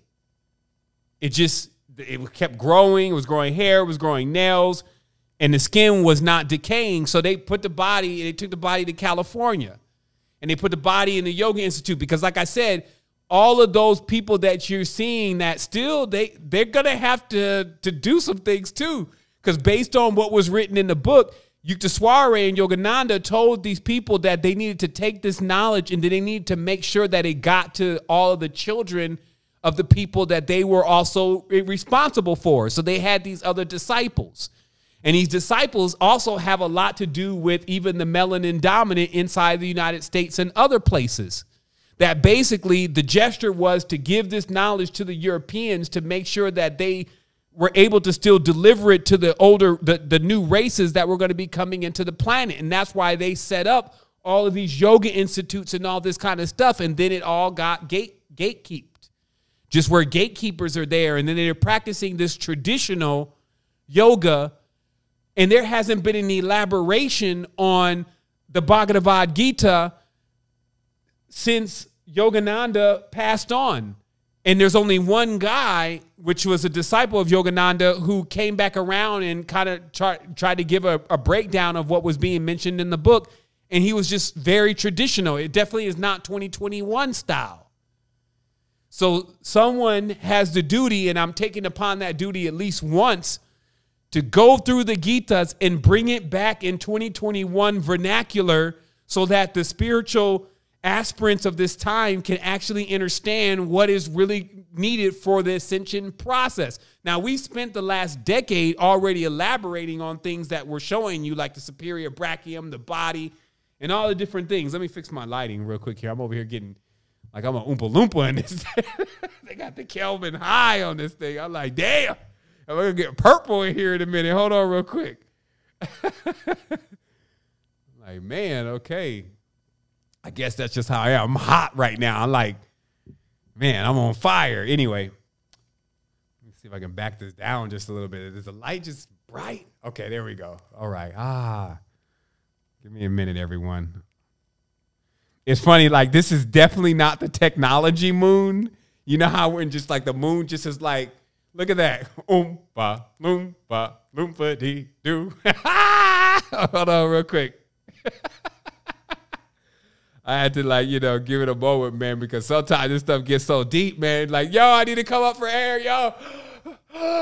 Okay. Whew. All right, here we go. So I guess that's good enough, man. Man, I can only say for sure, for all the beautiful beings that are here, man, I do this, man, every day, man. I've been, like, so reinvigorated about just the whole thing, man. I hit rock bottom the other day, man. I was like, man, I'm definitely in humility. And they were like, man, it's time to make the climb. And I was like, glorious. And they're like, man, we're going to walk up different this time. And I was like, really? Yeah, we're going to walk up we're going to walk up the spine with this true unity and this yoga, man. And we're going to break down these Gitas one more time for humanity because they need it more than ever. And now also there's beings here such as yourself that can actually comprehend this. And that's why if you get your Kindle copy is already like $3 or something like that. And you have it tonight. And it's just like going through those stanzas and you're going to see it's like, wow, like everything that we've been discussing and talking about. And that's also why for me, it's refreshing because I had to get this knowledge from the ether. Like every day just coming in and be like, I believe based on what I've experienced, this is how it works. And then to go in the book and be like reading how it works from what I was transmitted to me. And then some extra, I'm like, oh man, we got this. Here's 1,000 pages of extra sauce. By the time that we're done with this, it'd probably be invisible heads on the chat. They're like, yo, are they even physical anymore? It's like, man, they moved on. So let's finish this. So we talked about how, so we've seen this image again. I kind of was right in the middle of this. So it said all the astral and cerebral spinal plexus in their natural state. So what we're talking about here is we're talking about how there's still like a way that you can ascend mentally or off of a substance. But then what happens is if you still can't control the mind and you knew you couldn't control it when you got in there, it's just got more fuel for it to project this wild external reality to you. Right? And that's what a lot of us see in those journeys. But if you had actually been able to really get into your meditation, still your consciousness and fuel your soul, even if you took a substance like that, you would just be into a whole nother, it would be almost like, again, you wouldn't even take it because you wouldn't want to kind of throw off your system to a certain level. Now, I'm not saying these substances don't have the benefit of at least taking you through a really quick tour of what the consciousness is capable of doing. But if you want that to be sustainable, and that's the big word here, sustainability, to be able to actually, like, it's not like you just took a power pellet and then for 15 minutes you're a god. And then you come back into mini-me after that, and it's like depressing. It literally is depressing. And then you're like, you can't get back into that space unless you do that again. And then you kind of develop a dependency or a fear of that. And then you start feeling like that's the only thing. Like I never got as high as I did on DMT. And then somebody starts trying to tell you about the yoga, and you're like, that ain't it, man. It's got to be something else. And it's like, well, what this is to make sure that you can sustain that, and that you can actually bring energy in to develop your centers for real. So that way, as your spirit is getting larger, but your body is getting older, your body starts passing on. It gets weak. And this is like the soul's like, okay, it's only going to be a matter of time now before we're going to be completely ejected. And it already starts making those trips. And it's really easy for it to make those trips. So do you see, if everything went balanced for you, that is the process. This is the process that we seek to catch our lives in enough time so that we can be able to enact this process. And on top of that, just at least gain an awareness, because maybe somebody is saying over there, well, I'm not done yet. Because it doesn't mean that everybody's done with this experience. We talked about today, just so you understand how to get out those doors that you came in. When you finally get done with whatever it is that you're doing, if you're still, I don't know, you still want to be on Maybelline, you know what I mean? You still want to, I don't know, you may have aspirations for this life. I'm just making sure that you know where your break glass in case of emergency is, right? So let's finish this. It goes on and it says, the externalized heart center, when identified with the senses, expresses itself as an activating impulse of emotional likes and dislikes, attachments and aversions, rather than a pure, unprejudiced feeling of life force control. You see the difference? So it's saying, yeah, you could reach this externalized heart center thing. And I see a lot of this in the conscious community now. It's like, yeah, I love everybody. Oh, I love, and I got to love. And then it's like, but there's these things you don't love. And this is done in more of an intense way because the energy sensors are heightened, but they're still pouring out into the manas. So it's like, a lot of dislikes and attachments. And I got aversions. Look and see, the aversion thing is like, I'm trying to avoid something. It's like, man, we got to run on the battle head on. You just need enough strength to defeat what's on the battle. But for us to try to catch the gutter over here, it doesn't mean that we actually are eliminating the problem. And how that's broken down also is about how I have it going on, you have it going on, we all have it going on. There's things that we think about doing that we wouldn't actually do in the actually act out. Okay?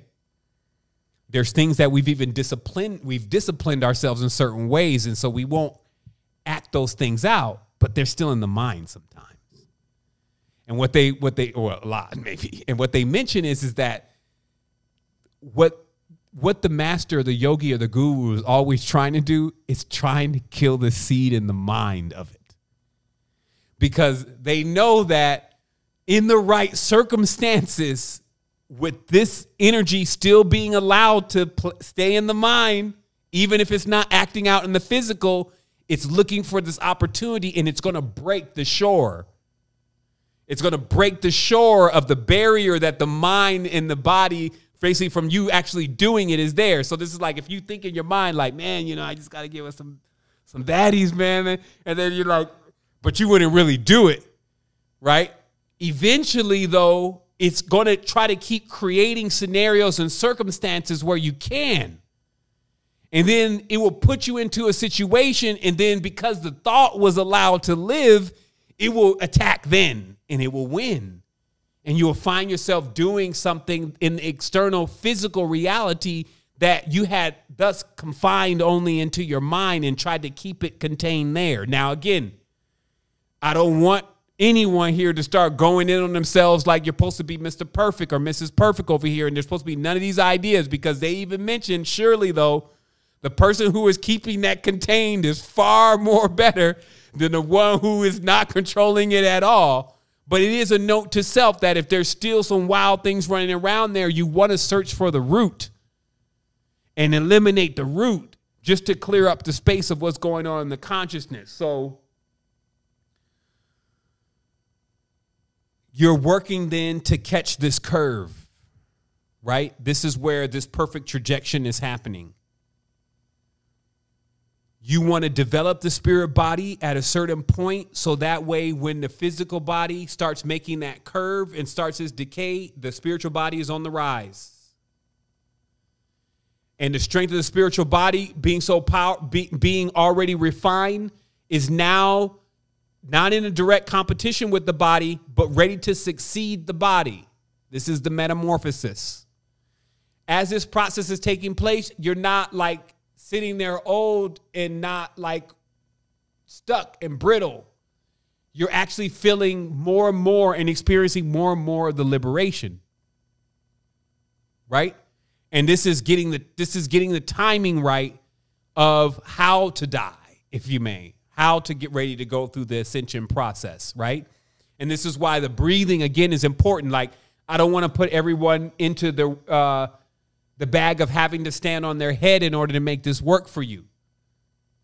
I will say, though, that if you're in that kind of condition and you can push yourself, you will learn that eventually you'll flip over this whole thing, like consciousness and doing the right thing and all this kind of stuff and helping yourself and all that will seem like a struggle for a while. And then all of a sudden you'll start, only way I can put it, you'll start getting aggressive with it. It's because you'll start seeing benefits and you'll be like, yo, shoot, let's go harder into this yoga. So then what happens is when you start going harder into yoga, instead of like treating the yoga like, and this is the external yoga, like it's a gym class and you're just waiting for it to be over. You ever been in gym class and you're like, you know, the instructor is just hardcore and you're just in there just gassed out and you're like, man, when is this going to be over? And they doing burpees next. And you just feel like it's just not, you're just not catching up. And then you go again and this keeps happening, right?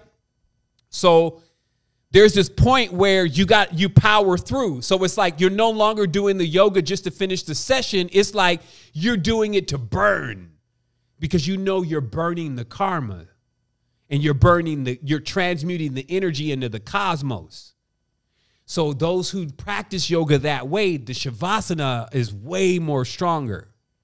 So even when people are in a group and they've gone through a sessions and their minds are actually tuned in, when they go into shavasana, it makes a field of this energy, and then other gurus, masters, and ancient teachers are able to manifest in that field, intelligences, and then inspire the ones that are there in the shavasana with visions, feelings, senses of the supreme.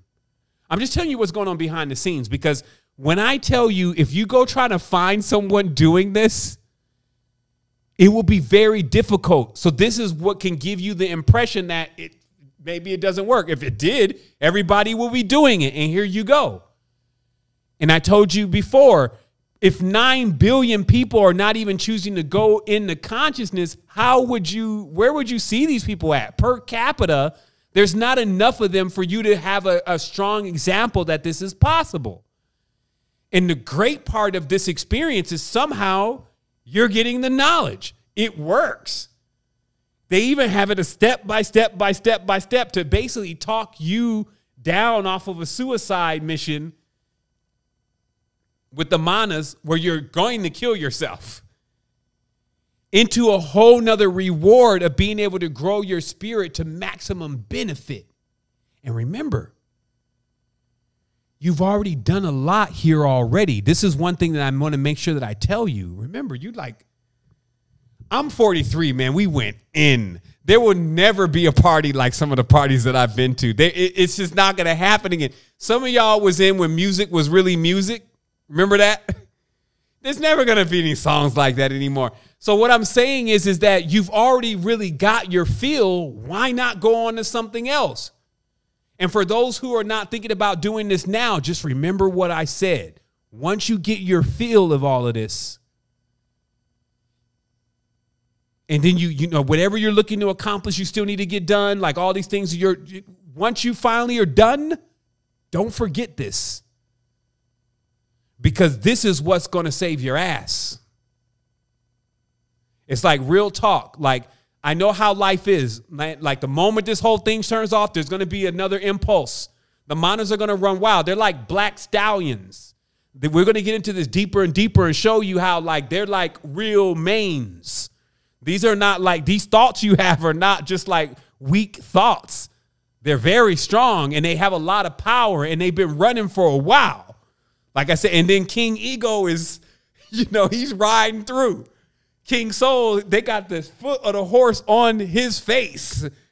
There's no intentions to get you into a space where you're going to be able to wax strong in your spiritual abilities and to realize the power. That's what's happening on this plane, and that's what makes it a challenge. That's why it wasn't like, that's why you see the 9 billion. It's to show you like it's dead bodies all on the battlefield. That's basically what you're looking at. This is a spiritual battlefield, and it's nothing but bodies all over the place from beings who've lost the war with themselves.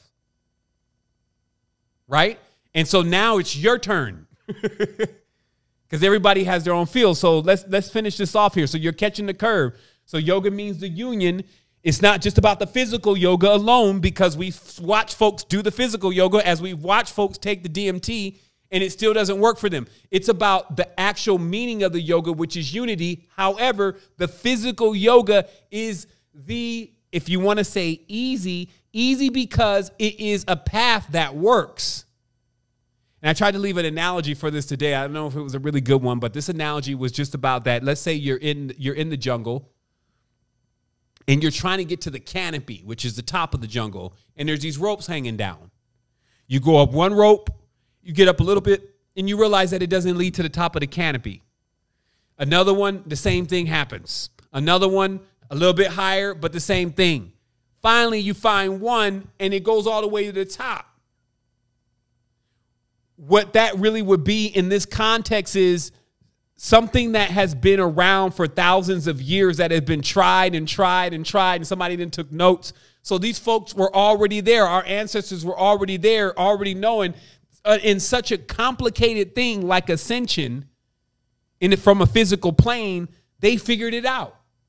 And then they put the yoga there, the physical yoga, because they were like, so pound for pound, out of all of the different things that may lead you, all these different ropes that may lead you to the top of the canopy, this one is the most refined because it was that many masters that were working on it. That many ancestors that had really been testing this form of consciousness to see if it was going to produce results. So we now have this opportunity. In conclusion, in the face of what the world is presenting right now, it's just ridiculous. Like when you see this whole thing with the Robin Hood and the Wall Street and all of that, and then now, like I said, they've basically hacked Wall Street. And even there's a lot of support for these kind of things. CoinMarketCap put number 0 up there and then put the thread from Reddit that is giving all the tips to everything that is going to be mooning the moment they give the tip. So if they say, GMC, put your money there and hold, 6 million people are in this group. This amount of people are going to go right away and invest in something. And it's going to just drive the value of that really high. That cannot go on. In the stock market and how they play that game, they're up right now. If it wasn't already orchestrated by them, they're already ready to implement the next phase of making sure that kind of thing gets mitigated really fast. And all that equals, yesterday, Elon Musk said Bitcoin on his Twitter, and it went up from 30 all the way to 38,000 and then back down to 34. So when a person can say things, millions of dollars or billions of dollars are lost or won, this is shaky territory for this financial situation we're in. So do you think that you want to be sitting there worried about this shit all the time? This is what I'm telling you to tell yourself. So maybe this life works out. Do you want to come back here for another round of this? Who are they going to have as president then? You see what I'm getting at here? It's like, this is what I'm telling myself. It sounds great to me at 43. I'm sure this is like, man, I may hang up on you at 23. Nah. It's Bugattis, baby. But at this stage, I'm like, yo, I've already seen everything. Like, really? I've seen and experienced everything. High levels of energetics, a body running completely on even metals, super deformed nuclear hybrids, monatomics. All of those different aspects, up on stage, talking to famous people, in jail. All of it, just like, so at a certain phase, you got to be like, okay, I need to get in control of this. You got to be able to talk yourself into this experience, because a lot of times you could just be sitting there fighting this like, I want to get it. I'll do it when it's time to, or it can't be that serious. It shouldn't be that hard for me to do. I don't know if I need to do it that way. You'll have all this thoughts. And what I'm telling you is, man, time is strange right now. These are strange times. What I would do, if you ever took my advice for anything, I would take some time and figure out how to do this, how to feed your spirit, how to feed your soul. I would master it. And then if there was time to come back to the world, I would do that then, just to make sure that I had the method down and it was working before I spent time on anything else. I want you to understand this. I'm not trying to put a dogma on you and like you got to now go and you just need to go and be religious. That's not what I'm telling you about. I'm saying this is a real craft. You got a book, 500 pages. At the top, it's 1,000. That means if you read 2 volumes, it's 1,000 pages. There is nothing outside of the scope of consciousness that is not written, that can be conceived by the mind, that is not written in that book. I'm going to go through this book with everybody in this group. I'm going to condense and blow out anything that is necessary to do so. But also for your own personal quest, I will grab it. And I will use it in this time like a shield against misfortune. Because that, from everything that I've discovered, because I've been practicing a lot of these principles already, now I see something written. So when somebody says, hey, Sevens, so would you recommend a book that I should read that can help me? This one. Other times I would be like, nah, because shoot, there's some weird stuff going on. Some of these authors be on some demonic or some weird stuff. And so you read half of the book or parts of the book is great, but other parts are drawing you into something that is definitely not, is counterproductive towards your growth. Also, when you're reading this book, there's a mention of God. God. I would put supreme there to, keep the codes and the triggers around God in place. The supreme. There's mentions of the Jesus. You can see how the manipulators of which are the editors, they want to bring the Christ myth alive so bad. They're willing to use someone else's knowledge, some other culture's knowledge to bring across this Christ myth. So the main thing when you see that is just Christ consciousness. And so as long as you put supreme where God is and Christ consciousness where Christ is, man, that thing is going to unfold for you in a very special way. And where one stanza, this is what we were seeing, one stanza, once you start getting into the book, holds all of the knowledge in that one effort. In that one stanza, that if you just follow what is there, you will be feeding the soul and feeding the spirit to a level of where it can get itself into higher consciousness. So I'm going to take a time and I'm going to answer a couple questions until, because we haven't been able to get to some of the questions because I've been seeing them. And then what I've done is I've condensed the question rather than asking the question. I've condensed it into the message. So I'm going to go ahead and if you're here and you have a question about anything that was presented, then we can answer those questions. Next week, we're going to be coming in. We're actually starting filming of Immortality yoga next week. So you will be getting some real-time info, some tidbits until it's complete. And again, this is our effort to bring now, because we've done a lot with the mind and the spirit, to bring it now into the body and to get the body strong. Because even for me right now, in doing a week and a half, I think I'm somewhere in there, consistent yoga, I feel like I punched through a wall at this stage. Like just the level of the breathing and then that in conjunction with the mindset. like knowing what I'm dealing with, seeing the world run out of gas and about ready to let everybody down. This is almost like mandatory to have something like this in your possession, so that way you can get yourself together and actually be able to withstand what is to come. So, Sean, do you want to go ahead and regulate those raised hands? If you do have any questions tonight, brother, you can raise your hand. Wholeness. Wholeness, family. Beautiful transmission, my brother. All right, Ed Wizard, my brother, Wholeness.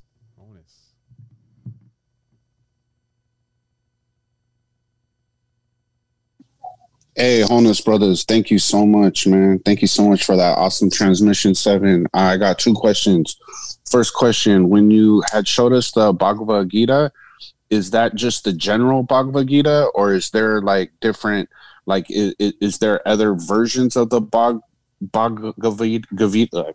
You know what I'm trying to say, that that dial in on it specifically what you want us to pick up on? Or because I have a copy of the Bhagavad Gita and I just want to make sure that I have the right one, or if I need to go out and get these other 2. And the second question was with the Raja. Let me answer that one first. That way because my mind these days, I've been that way I give you the best answer. To answer that question, okay, so this is how I ended up not paying as much attention to the Gitas 6 or 7 years ago, because I had this copy of the Gitas that was a translation by another cat. There's a lot of translations because this book was in Sanskrit, and so it had to have a translation to come into the English world. And so when I read that one, oh man, I was asleep. Like, I mean, it was really boring. Like, it was like, and it was also like they were trying to preserve a lot of the Sanskrit. So they were just saying the Sanskrit words in place of breaking down the real concept of the word to try to get you to understand what's being said. So absolutely, this version of the Bhagavad Gita, which is mentioned even in the foreword, that some are more poetic, some versions are more poetic. They try to lean towards the spiritual aesthetic more. So there's different ones, but this one is about ascension. This one is about actually the condensed versions of what the language is revealing coming back into English in a method of where you would understand as an advanced metaphysician. See, like, this is metaphysical terms. It even increases your vernacular and your overall lexicon of the awareness of what is the difference between certain energies, like vidya. That's clear, real clear sight and vision about what's going on. So you see everybody has a perspective and they're seeing parts of the truth, but are they seeing vidya, which is like the real, the unadulterated, the clear, the one that is the actual. So in English, we don't have differentiations like that in our spiritual teachings. It's either you see or you don't. But what's mentioned here is which is very important, is how you can partially see. And that's how you can catch the mind, because you can see that the mind does have a way to bring a quasi-spirituality over the consciousness. But it has a limit to what it can really achieve. And you start being able to see those limits very clearly. And then you realize, man, I need to head back in the other direction. The mind's external venture into trying to actually come into consciousness that way, it won't make it completely on the journey. And then you're able to bring things back in. So go ahead with that last question about the Raja I heard you mention.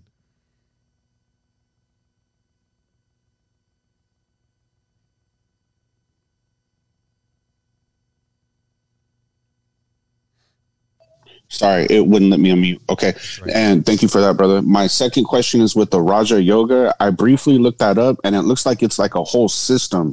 So it's not just the physical exercising aspect of what we typically know of as yoga on the surface. It's something that's more. Can you dive into that a little bit, or do you already have that?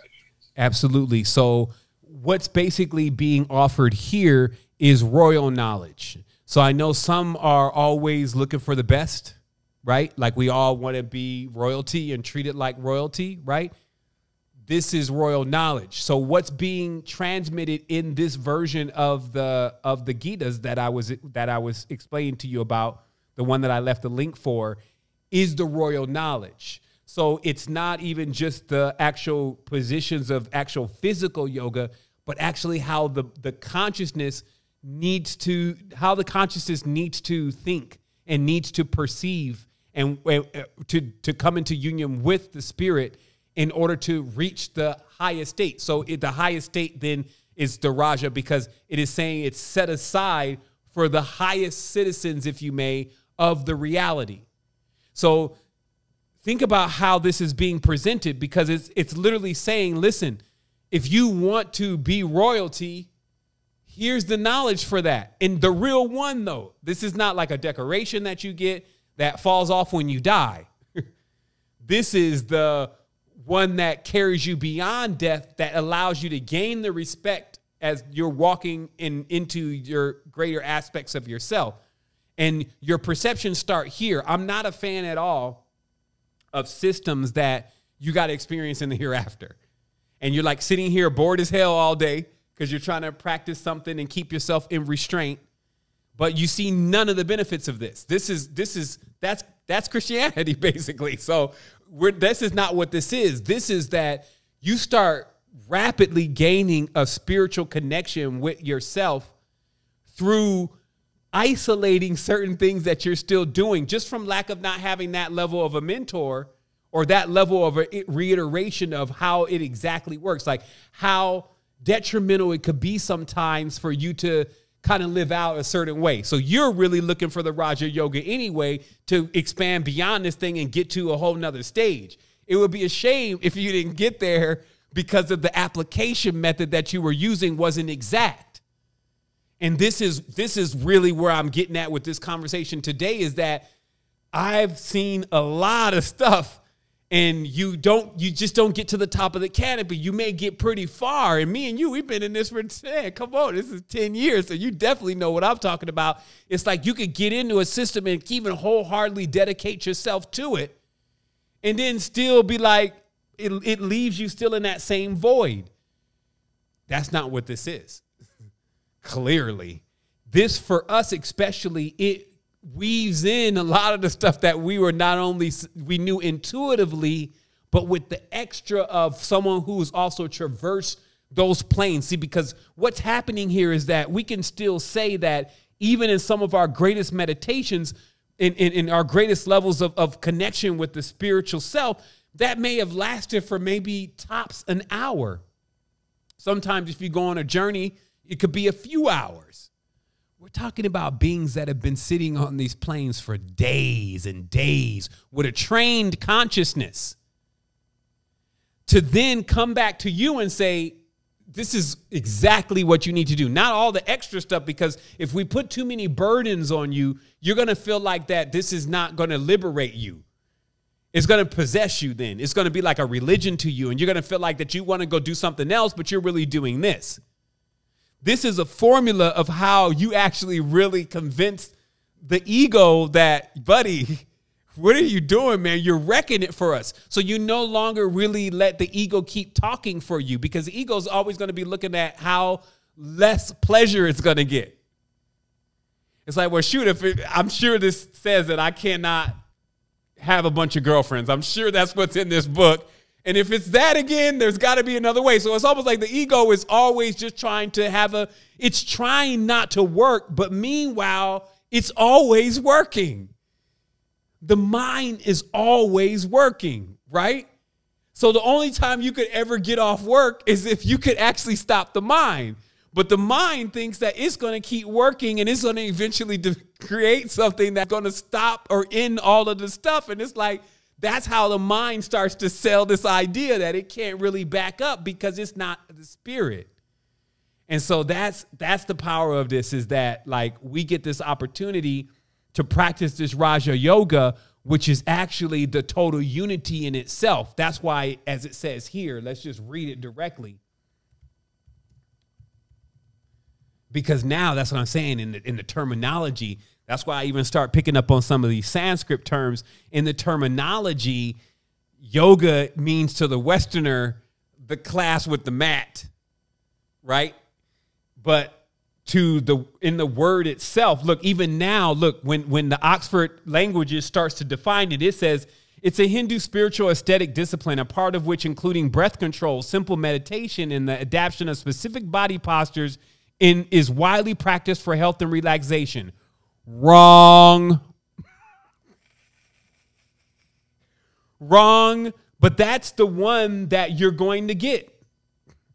Now, the funny part is also with my Googles, because on my other computer, when I use the Brave browser and I search, I seem to get the answers. That's how I got the Abdullah Amlagada and all that. But now I'm logged in into my joint and I go to yoga, and the first definition they give me is this physical aspect of what yoga is, right? So I just have to type here yoga union maybe in definition so I can get the okay. Oh, here we are. Yoga is a Sanskrit word that comes from the root yuj, or which we would call yog, which means to join together. Simply put, yoga means union. In many ways, the term yoga is similar to the English term communion. Now, does that actually say it has to do with the physical aspect of being on the mat? No. The physical aspect of being in the mat is another conduit or a way to produce yug. So it says it refers to the state of the union of the communion with God or one's true self or the higher power. Because in the Shavasana, like generally not in the yoga, I'm sure there's some yogis that get it through the yoga that are very advanced. But generally for the beginner, it happens during the Shavasana. The body is completely burned up and it lays there like it's already on the fire. And then the essence is now pouring out of the being and it's in union with the cosmos. And then there's these subtle. So what you literally have to do is just like the workout. If you're not in grind time and you're not sweating, buddy, you're not doing anything at the gym, right? We know this. So the yoga in this respect is the same thing where we know we're coming in for grind time. We know we're coming in to work, but this is the last time we work and we get paid. And of course, the body's going to feel like it's suffering for a while and all of what its laziness can cook up, because a lazy person takes a long time getting to the supreme. I'll say this again. A lazy being takes a long time getting to the supreme. Because the supreme is moving on a high vibratory frequency. So a lazy person the distance between them and the supreme is increasing rapidly. So you have to get on your horse. Like that's what I felt like, because your horse is your body, right? So as you start strengthening, like when I went through the first 3 days of yoga, every muscle hurt. All the muscles in the back. All of them. And when I'm on workouts, you may get the hamstring, you get the delts, you get the wings. You get the muscles. So you get these little 1 or 2, 3 parts, 4 parts of the body sore. This is all of it. And when all of it is exercised, that's what's actually making so you're going into those crevices and you're cooking up the fat juice again. Right? And that's why yoga heals things. I asked for healing from my headaches. Remember, I kept telling you I was getting these headaches, especially during the full moon. It's full moon right now. I'm good. As long as I get off here in like 45 minutes, because I've been going all day, but I'm just saying. It's been moving things. I had when I started eating, we talked about the problem with the diet and then how the diet started really messing up my joints and all that.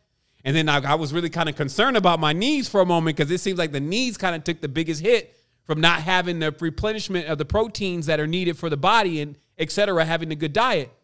Yoga knocked all that stuff out. Yoga didn't care about all that stuff. It's building other parts of the body that are supposed to support those parts of the body. So it's just it's something different. But see, remember, yoga in the yoga class, and that's why the royal yoga starts in the consciousness. That's why I feel like it's a need for this type of mentorship, because when I see a yoga video, I'm like, I'm not doing that. That's just boring to me. I'm just keeping it real. So I'm looking at it because they do it also in a very robotic way, in a mechanical way. That's why I was saying it doesn't mean that everybody that is doing yoga has cracked in the Atma and understands the battlefield Gitas. They probably haven't even read all that stuff. So I've had the opportunity in this segment to really be with Andrew and actually see the practice, which he's already been putting to work for years of his life. And then also to hear the knowledge coming from these volumes of work, and it's coming on into a consciousness that can really understand what's being said. And so it's a perfect match then. And it's also meeting me at a time in my life where I'm like, well, shoot, I done pretty much seen it all. At this stage, I need to start preparing for the ascension process, especially since if nobody's even going to know who you are or learn who you are and not even respect you, you're wasting time in those kind of sanctums. So do you see, it's like when life, and that's why I said to everyone here, it doesn't mean necessarily that you're ready to do this now. This conversation could be for you just so that you're aware there is a way out. That trap doors that you don't know where the thing is at, it's in your body. And when you move certain ways, because now instead of you practicing it, like I said, like it's a workout class, you're really trying to basically make this thing work. So when you're doing the certain moves or positions where you're supposed to be bending, and you'll watch the body, like the thing is like the whole thing is wild because you'll watch the body is cheesing out. It's like it doesn't even want to bend through the whole stretch. Like it's up to the instructor, right? It's like, okay, it's the instructors, they're supposed to teach me yoga. And it's like, what are you talking about? You need to get this down as soon as possible so you can get yourself together. Come back into your body and stretch into this position to open up that area, because down deep in that area that you haven't opened is essence. Is something that is so lying so dormant that it's basically corroding, and you now need to exercise it and transmute it. And this is a way that you're actually doing that. So I trust that this makes sense. And then, like I said, we're going to cover it, gain the gems and jewels from it. But as we're going through the experience, since you have the work, this is not somebody coming and saying, hey, I got this secret. It's not anywhere I'm going to tell you. You have the work, so you'll be able to bear witness for yourself at your own stage of expertise and awareness and knowledge, and be like, pound for pound, no, because we've read some pretty wild stuff. G.H. Rees, the Bibliotheca Pleiades, so there's some juicy, the Code to the Matrix. There's some really, really interesting works. However, at this point in this, when we're seeing the condition of the reality that we're actually living in, and you're in here, like I'm here with you. You see what I mean? I need to be able to understand what my trajectory is going to be beyond this, because if I'm just thinking over here that this is going to get better, it looks like to me it's going to get a little worse before it gets better, because the core fundamentals to what needs to be changed are not even being addressed. Right? So that kind of spells it out for me. So I need to gird myself up. And that's what this is about. It's about being on the battlefield. It's about actually putting your body, you're in the condition to where you're going to be able to win this war. And if we don't think it's a war, we should just look at that from a biological standpoint, right? And like your body catching a cold or something like that, and how there's a conflict there. And this is the resolution to those conflicts.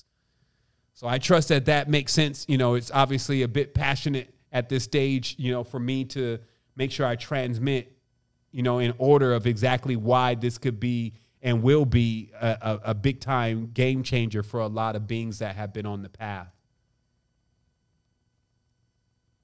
Do we have any final questions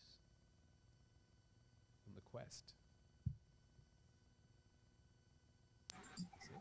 Like Eddie had his hand up, but he took it down. What's up, buddy? Did you want to say one more thing?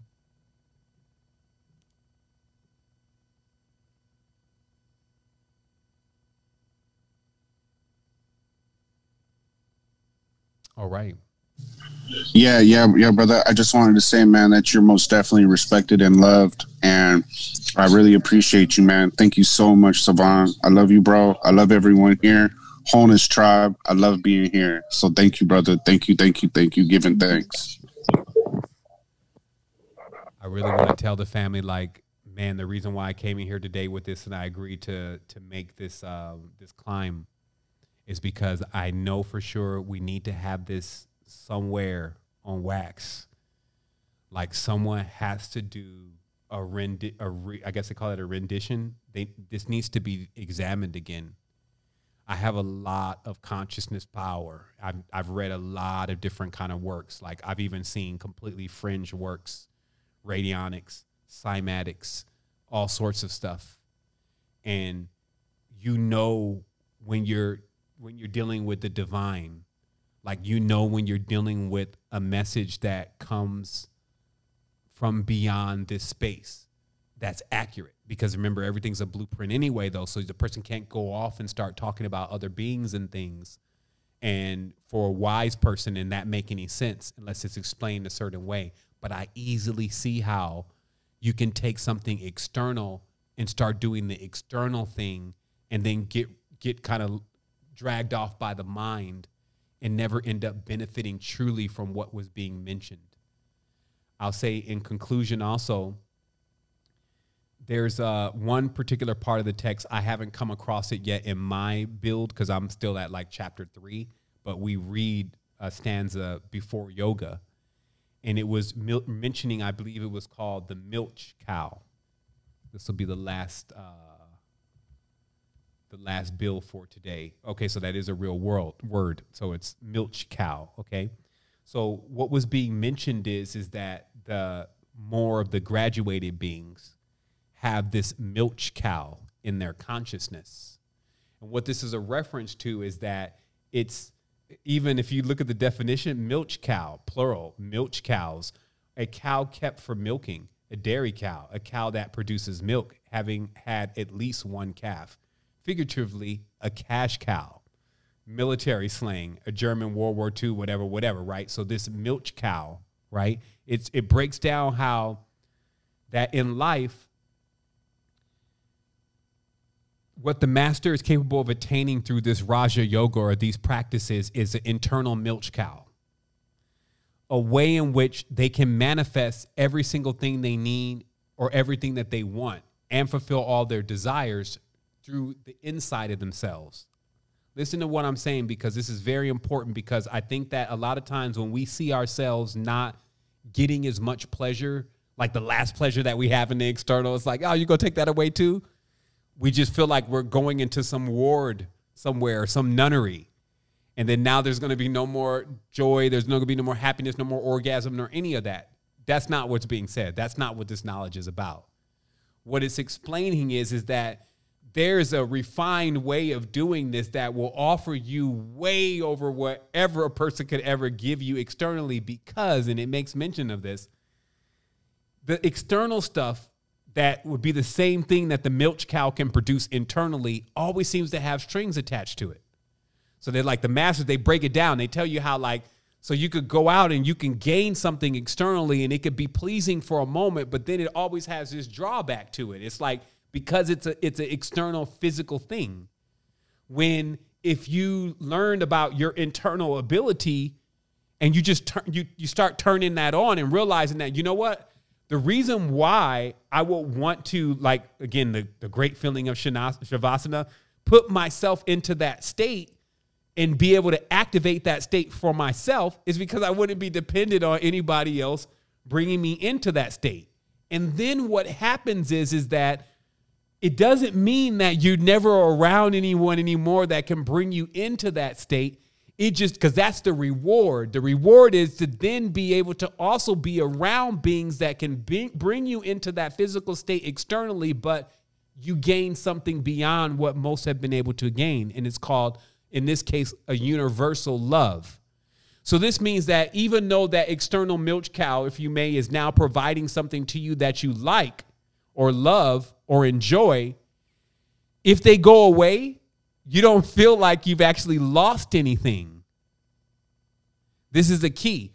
You don't feel like she's got to be with me. You know, this is my milch cow, you know, come back to me. All of that kind of thing, that is all of that possession aspect of what we talked about in the reality. The keys to this Raja Yoga is actually teaching you how to liberate yourself so that way you can actually really enjoy those things. Because people who, if they get something, let's say you get let's say a car, right? But you're afraid of it being stolen all the time. You're not really enjoying those things. Or you get, a beautiful twin flame or whatever. not too long after, you start realizing, you're like, wow, this is incredible. I met this person. It's only going to be very short-lived. This is what they're explaining. It's going to be short-lived if you don't have your consciousness already tuned for the internal milch cow. Because right after you start thinking about how great this person is and everything, your mind is going to then say, what happens if they leave or you lose them? So it introduces this attachment right away to it. Versus in the liberated aspects of the consciousness, because you can produce this. This is how they say that basically everything in the reality that you're looking at, trees, animals, life, death, etc., that you can pull the string on if you know where the string is at inside of your consciousness.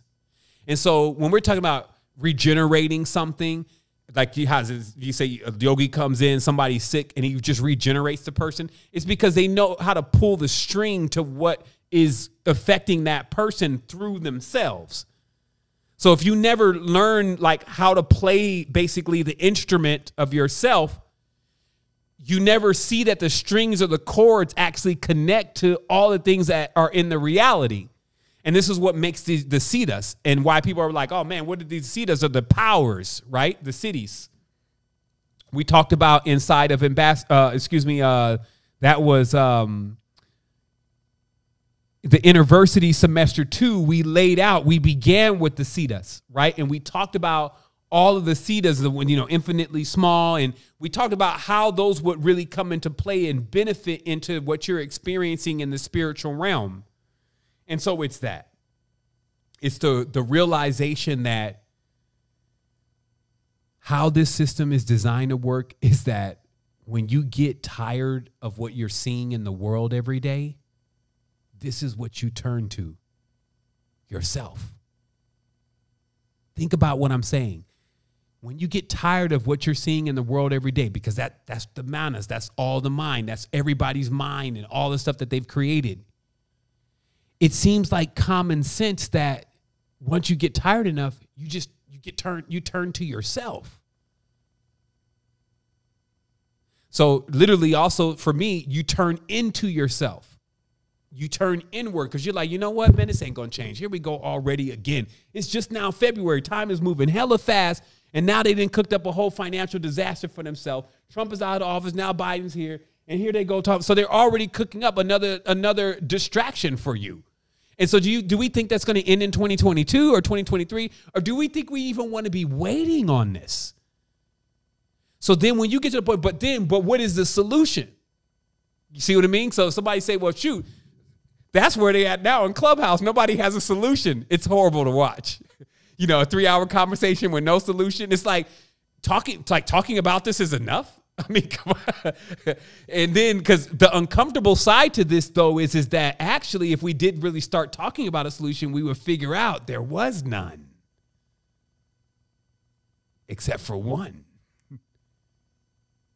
And that's where all this gets really strange, because there's only one solution, and that's you. So if you don't let yourself out, you'll never get out. And I feel like that's a very serious thing, that if you don't get yourself out of this, you'll never get out, because there's no solution in the world to get you. Actually, it would be you need to get in, right? So there's no solution in the world to get out. There's no way out in the world. You got to get in. And so that's just it. So the gift here is, just to conclude here, is you have the route. That's all that's all that was here right now. It's just that's not your story anymore. You can get in on this. The word siddha means the perfected one. You can go in on the Raja Yoga, really boss up on yourself. Get your milch cow together. Start powering your own devas. Getting the lights to turn on, because when these devas are turning on, these are your own beings. Like that thing this beautiful being you're trying to fall in love with, it's one of your chakras. And you come into union with that. It's like you can't come into union with that, with all this stuff on your mind. This is like you coming in, you got somebody that you really love and care about. And then you walk in and you got all this shit on your mind. You can't connect with that person like that, right? Like, is anybody here, you just like, you got to handle the whole thing. You got to always hold things up. Then you get in with your significant other. And it's not even like y'all can really have a conversation because you got so many things that you're dealing with and so many things on your mind and so many. It's like you can't really express real love to that person that way. So that's what this is like. We got so many things going on externally, stimulus that we're dealing with right now in reality. I'm not even talking about some of our habits. I'm just talking about how they're putting us under pressure all the time. That's what I'm mainly referring to. Our habits is just trying to medicate for a situation that we don't even get a little bit of happiness. It's like, man, let me smoke a joint or something. Let me get 10 minutes of, out of body, because I'm going to have to go right back in the Terror Dome again. I'm going to go right back in the cubicle again. I'm going to have to go right back into this whole newsroom. I'm going to have to go right back into the chaos again. I'm barely coming up for air most of the time. What is the solution, man? Get me up out of this thing. So that's what I'm saying. It's an aggressive thing. You'd be like, you know what? That's it. I'm no longer waiting on the world anymore. I see now what this truly is. Nobody on earth, it wasn't really designed for people to leave. That was not even actually the point. The point here is for people to reincarnate here from the astral plane and to live out experiences over and over and over again until they finally get it. Until samsara and all the misfortunes start bleeding through their DNA to where they can get aware young enough to what happened the previous time to start cleaning up the process. And then the grace is there were masters that had decided once they accomplished it that they were going to try to make it as clear as possible, not necessarily as easy as possible, because easy is all based on you and how much you got yourself into and all of those kind of integers. But the goal is, does this lead to the canopy though? That's what I'm not in alignment with, is teaching people knowledge that doesn't get them the solutions that they're looking for. My intentions is to teach exact knowledge and to know exact knowledge. So for me right now, this is exact as it gets. And if I find something else or experience something else that is even more refined, then you will be having that too. And as we go through all these processes, because there are other things that we've tapped into and that we've learned through this experience that have been very instrumental. I've always seen this knowledge as progressive because again, in karma codes, we learned about the devas from another viewpoint. And we learned about them being inside of us.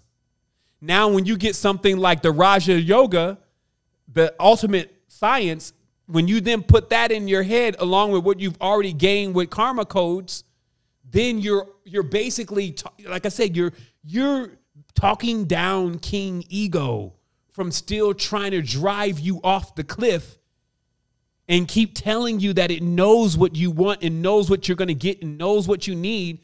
And it never delivers on that. That's what I was saying about the mind. The mind doesn't deliver. It knows how to think about what it wants and to convince you what you want, but it never delivers. The delivery comes from you being able to actually tap into finally the unification of who you are. So I'm going to say, I'm not going to repeat myself over and over again. We're going to keep building on this. I believe also I may bring this segment, parts of it, to YouTube, because the frequency has to be a little bit higher because this is a 500 and something page book, meaning that I would need to, I'm doing yoga every day at this point, the physical one, right? And so I'm up every morning and I'm doing that. And because Andrew is a couple houses over right now, definitely taking advantage of the possibility of us continuing this process. Also, we decided to do Immortality yoga since there was already a planetary yoga that we can match the planetary systems to the Immortality aspects of things. Then what we plan to do is basically the what we would call the word starts with a D. It basically means the debilities. Yes, the debilities of each path. It's not so much that you would say, oh, I'm a number 4, so this is the yoga class I need to work on. It's when I'm starting to experience the debilities of a number 4, this is the yoga that I need to do in order to start working with that. So if you got like the number 3, they got the wet hands. or there's different debilities that we've isolated within each chakra. So when you're experiencing certain things that are in that arena, you're able to go immediately to that physical process of working that out. And then, like I said, you become strong. And then you also become physically and spiritually fortified. And then because of this alignments that are already the film, like our brother Sven was saying earlier, the veil is really thin right now. So what may have been difficult for you to even tap into is now sitting right on a silver platter for you, like here. This is the highest level of the knowledge from your ancestors in the clearest aspect of you being able to get it right now in 2021. What else do you want? And at the end of the day, I always have to say, man, we give thanks, because I'm not sure what the world has been going through for the last thousands and thousands of years, because I wasn't here. I just know it seems to be kind of tough to come across actual knowledge these days that is going to be instrumental to your growth. So that being open alone is enough for me to say that we've at least been able to accomplish getting it to those who I feel like it would be most useful for. So wholeness and balanced vibrations. Again, tribe, thank you so much for coming into the space. We're going to be ramping this up. Like, I'm very serious about this. I kind of got, again, I would say turned on in one way, but kind of turned off by the world today. I'm just, I can't keep seeing this. It's like Groundhog's Day, and I'm a real person just like you. So it's like, I mean, I just know what I know. I've been through a lot. I've read a lot of things, and I've seen different levels of power. And I also see, man, like, we need some really, really exact, potent stuff, because it's not a lot of us. If it was a lot of us and we were just all doing like surface level spirituality, we'd be good. But with so many people lost, we need some beings to hit master level. And that's why also, like, when I look at Swami Yukteswar, man, I see him like a father or something. Like, you just, in the archetypical level. And it's like you don't see none of these kind of guys out anymore that are, really, really bringing it. I mean, like, bringing it. Like, dedicating their whole life to just this, to make sure others can have that portal open. And I see that the tribe has such a high value. Like, the valuation, the soul valuation here is so high. This is why we always have to make sure we deliver, because it's gathered very unique souls into a single space. And it's opened up a sanctum to where we can talk about these kind of things, and it's not seeming like, one thing or another. We're trying to, do too much or pour too much on it. It's like, we're just doing this because we know we all got to get ready to make some big decisions about how our existence is going to be put together and what we really going to be doing in infinity. And that's what we got. So wholeness and balanced vibrations, tribe. Let's close out with a couple breaths, brother. Let's do it then. Do your breath then. I'm always in with the breaths. All right, let's do 4 or 5 breaths, family. All right. You're going to breathe in. Hold it. Release. Breathe in. Hold it. Release. Breathe in. Hold it. Release. One more. Breathe in. Hold it. And release. Give thanks, family.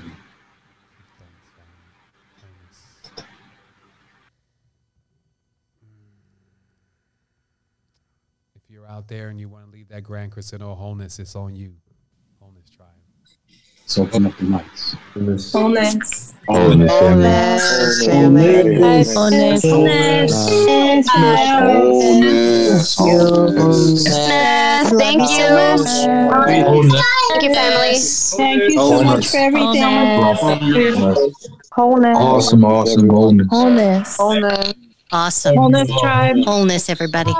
Wholeness tribe. Wholeness family. Wholeness family. Love. We give thanks. Wholeness. Thanks, brother. Wholeness. Y'all are so Wholeness, beautiful. everyone. Wholeness. Wholeness. Wholeness.